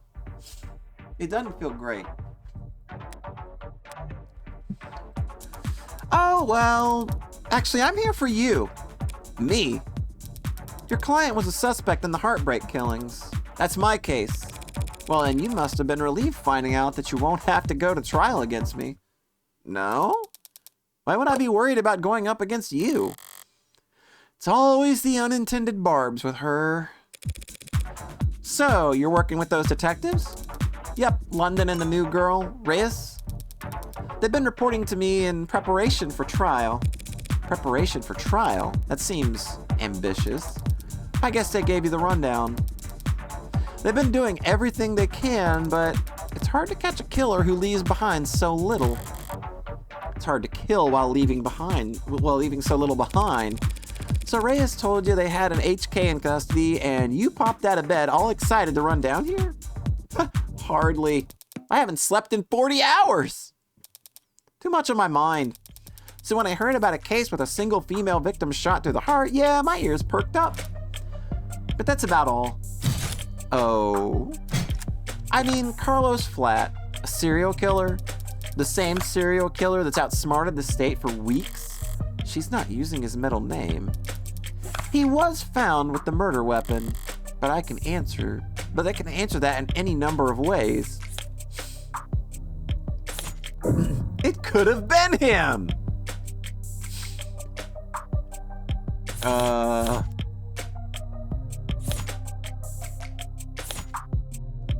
Pick one, Garden.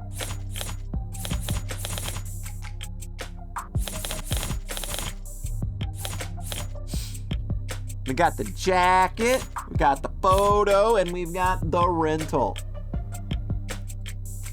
Hang on, you went to the bathroom. Oh. Well, basically, she's just trying to say that Flat could still be, he could still actually be the murderer here.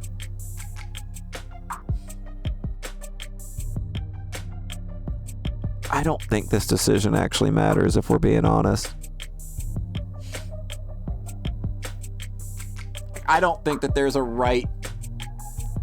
Go through your options. You got it. It's the jacket. It says the victim's blood on the sleeve with no gunpowder. You've got the photograph taken at 9 p.m. shows a right-handed shooter, a lucky shot. And then the rental, stiff and unyieldy, fingers can't bend. One of these.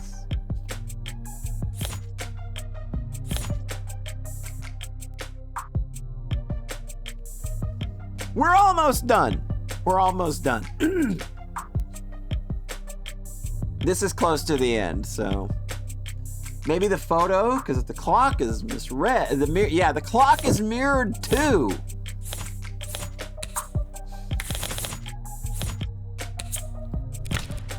That may be true, but then I glanced at the report. You glanced at it? No gunpowder residue on him or his clothes. Right. Too remorseful, too apologetic in the note, whatever it was about. His dominant arm is modded, with documented sensitivity issues. Never could have made shots that clean. Not without getting close enough to leave scorch marks. Not to mention he's too tall for ballistics and triangles. And probably too heavy to leave it. And probably too heavy to not leave imprints. She got all that from a glance? But I'm sure a competent lawyer like yourself pointed all that out the minute you walked in here. Of course. Worst part is she's not even being sarcastic. But of course, it couldn't have been him. Long-term relationship, physically imposing, argumentative. So not the type to bottle things up. He didn't match the profile. Profile? Yeah, Right, sorry, you've probably never heard of it. I know what a goddamn profile is. A profile is a reconstruction of a criminal's psychology based on evidence from their crimes. Kind of fallen out of fashion in the last few decades. Not much need to guess about the why when 99 times out of 100, the who is caught on camera. Or before they even leave the house. I've had to find some real fossils and oddballs to get advice on how to go about it. But I think I'm getting the hang of it. So this profiling, it's some kind of investigative technique? The theory is that a crime can tell you something about the nature of the person who committed it. Stabbing, overkill. Points to passion, rage, lust. They probably knew the victim. Poison and guns, meanwhile, suggest that they can't overpower their victims physically. And then there's the things that you can assume about nearly all serial offenders. Childhood trauma, prior criminal record, few or no meaningful attachments. There's a lot of recurring themes in their stories. The detectives say HK doesn't leave evidence. So how much can his crimes possibly tell you? That he's diligent? Oh, I didn't catch that line there. That he's diligent, almost perfect, highly intelligent, painstakingly organized, and with enough criminal connections to get his hands on an untagged firearm. It's rare to see her this animated outside the courtroom. It's almost like she's enjoying herself. A sheltered house cat who's picked up the scent of a mouse for the first time. A lone wolf, educated, but all her playfully lethal instincts coming down. She's so cute, though. I'm so gay for Emma. She's so good. Probably overqualified and undervalued, though I'm not thrilled about the fact that in that metaphor, I would be the... Know what I mean? Definitely. And considering the marksmanship, the detective said that HK would have needed insider information on optics. So does that mean heartbreaks in law enforcement? Never in 10 billion years. Oh. Antisocial, independent, despises authority. That would be the stallion applying for a job on a merry-go-round.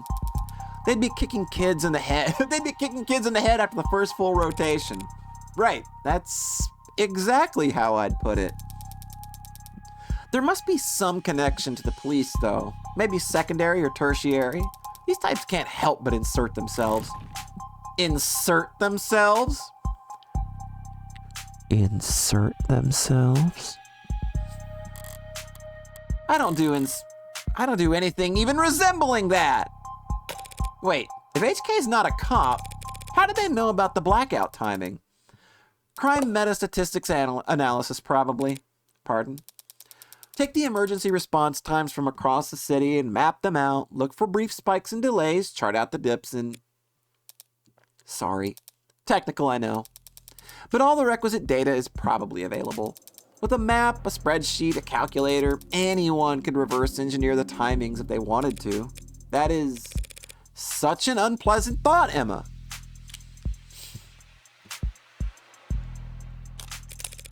Well, at least his heartbreak maniac will slow down now that he's lost his weapon.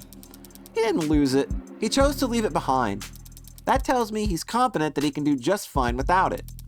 And it just makes me even more certain that these aren't his only kills. Were there other shootings with the same MO? No, that's not what I found. Other victims that fit the description? No. But I'm not overly focused on the victim's appearance anyway. I mean, these 6 victims all look like each other, but they also look like a lot of people. That's true. Hell, they kind of look like me.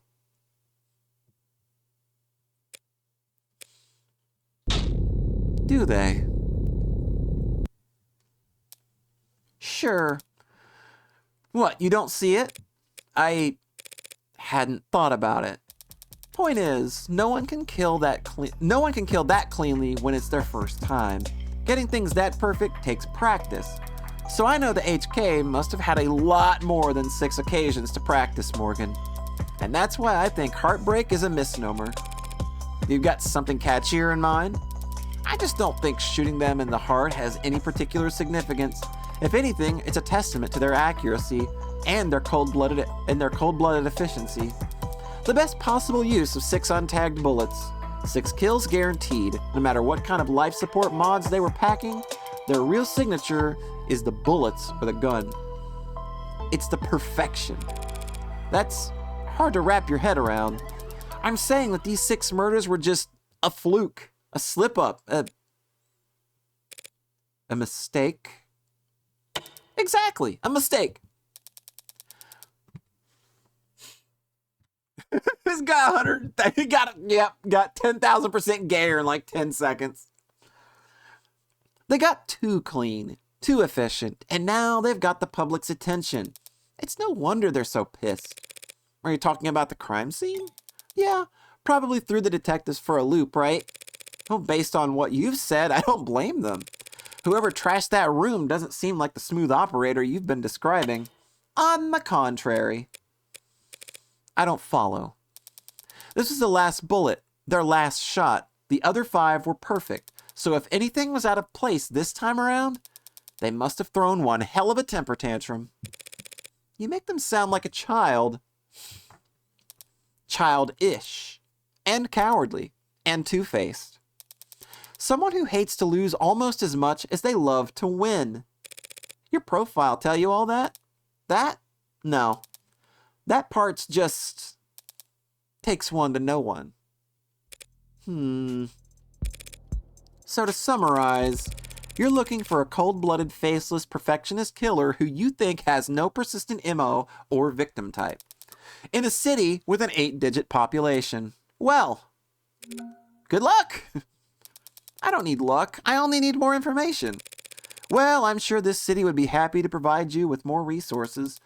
No, Morgan, I need more crime scenes. Oh. Sad truth is, if Heartbreak walked away today, I'd never catch them. Only way my net narrows is if they keep piling up bodies. Not a very fair trade, is it? No, it isn't. But getting screwed over is a given. It's a deal with the devil. Fair enough. Woof. Okay, that rant was pretty morbid and detailed. I need to get out more, or sleep more. Or sleep less, but harder? You think a higher thread count would help? Don't worry about it. I'm always happy to listen to you ramble. It's a lot more pleasant than having to face you in the courtroom. A deal of the devil? Sorry, but that's the adversarial process, so no hard feelings, yeah? No hard feelings. We're both just doing what we do. I could use a cup of coffee. How about you? Don't tempt me. If you fall asleep face first onto the table, I won't even take a picture. Okay. Just don't expect this to make a difference next time we're at each other's throats. Heartbreak won't claim any more victims. In 2 weeks, the media will have moved on to the next sensation, and the police will have moved on to cases they actually stand a chance of closing. It's what people do. But Emma is different. She'll set it aside and work a dozen other cases, never bringing it up. But a private corner of the frustratingly sharp mind of hers will continue to whittle away at it. Never finishing, but never quitting either. So I can't afford to take my eyes off her. As long as that's the case, I may as well try and enjoy the view.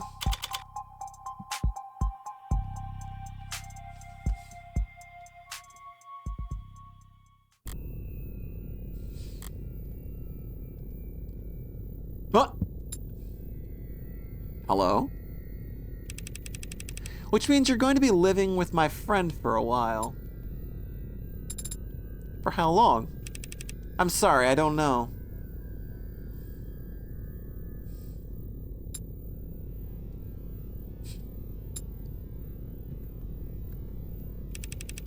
There's no need to look that upset over it. My face barely moved, and may as well have been a blatant pout from where I'm sitting. Yeah, I like that. This friend of yours, they're trustworthy? Absolutely. In fact, I trust them more than anyone. Hey, come on, it'll be fun. Really? Really. Educational, too. Think you could stand to learn a lot from someone like Morgan.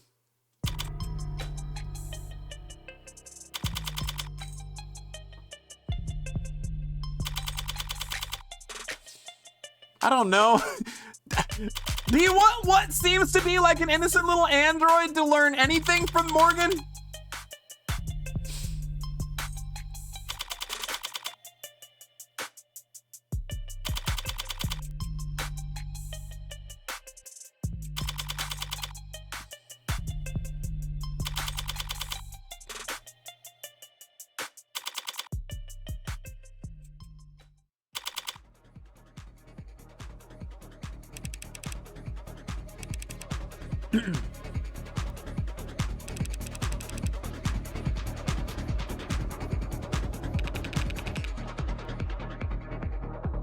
This is just like a thing. This is just like a preview of some kind. We're meeting a lot of characters.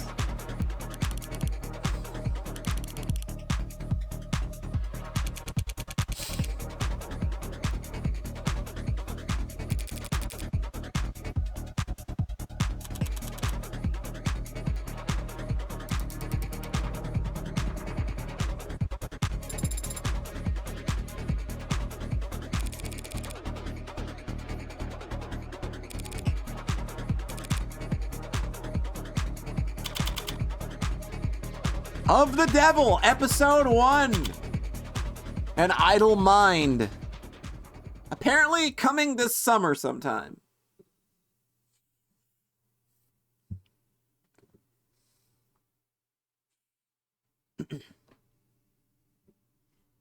The devil is so lovely.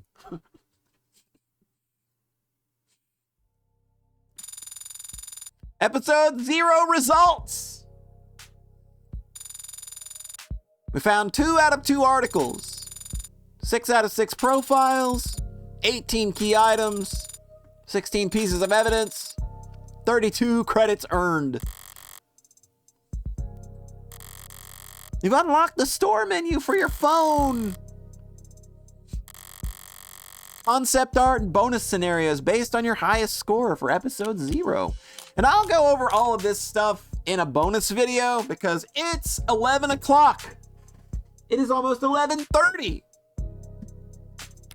So we're gonna go ahead and save. We didn't save that whole damn time. Game's got cool ass menus though, don't it? Okay, where do we go here? Yeah, there we go. We got her, and then her, and then her.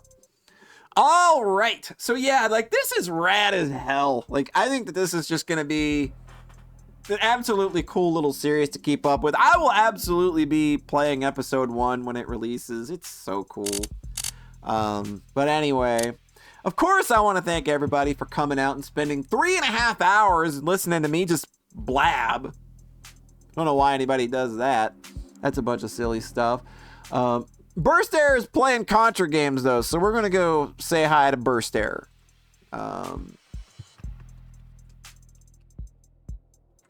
He's playing Contra Rebirth on the Wii, which that game's fun.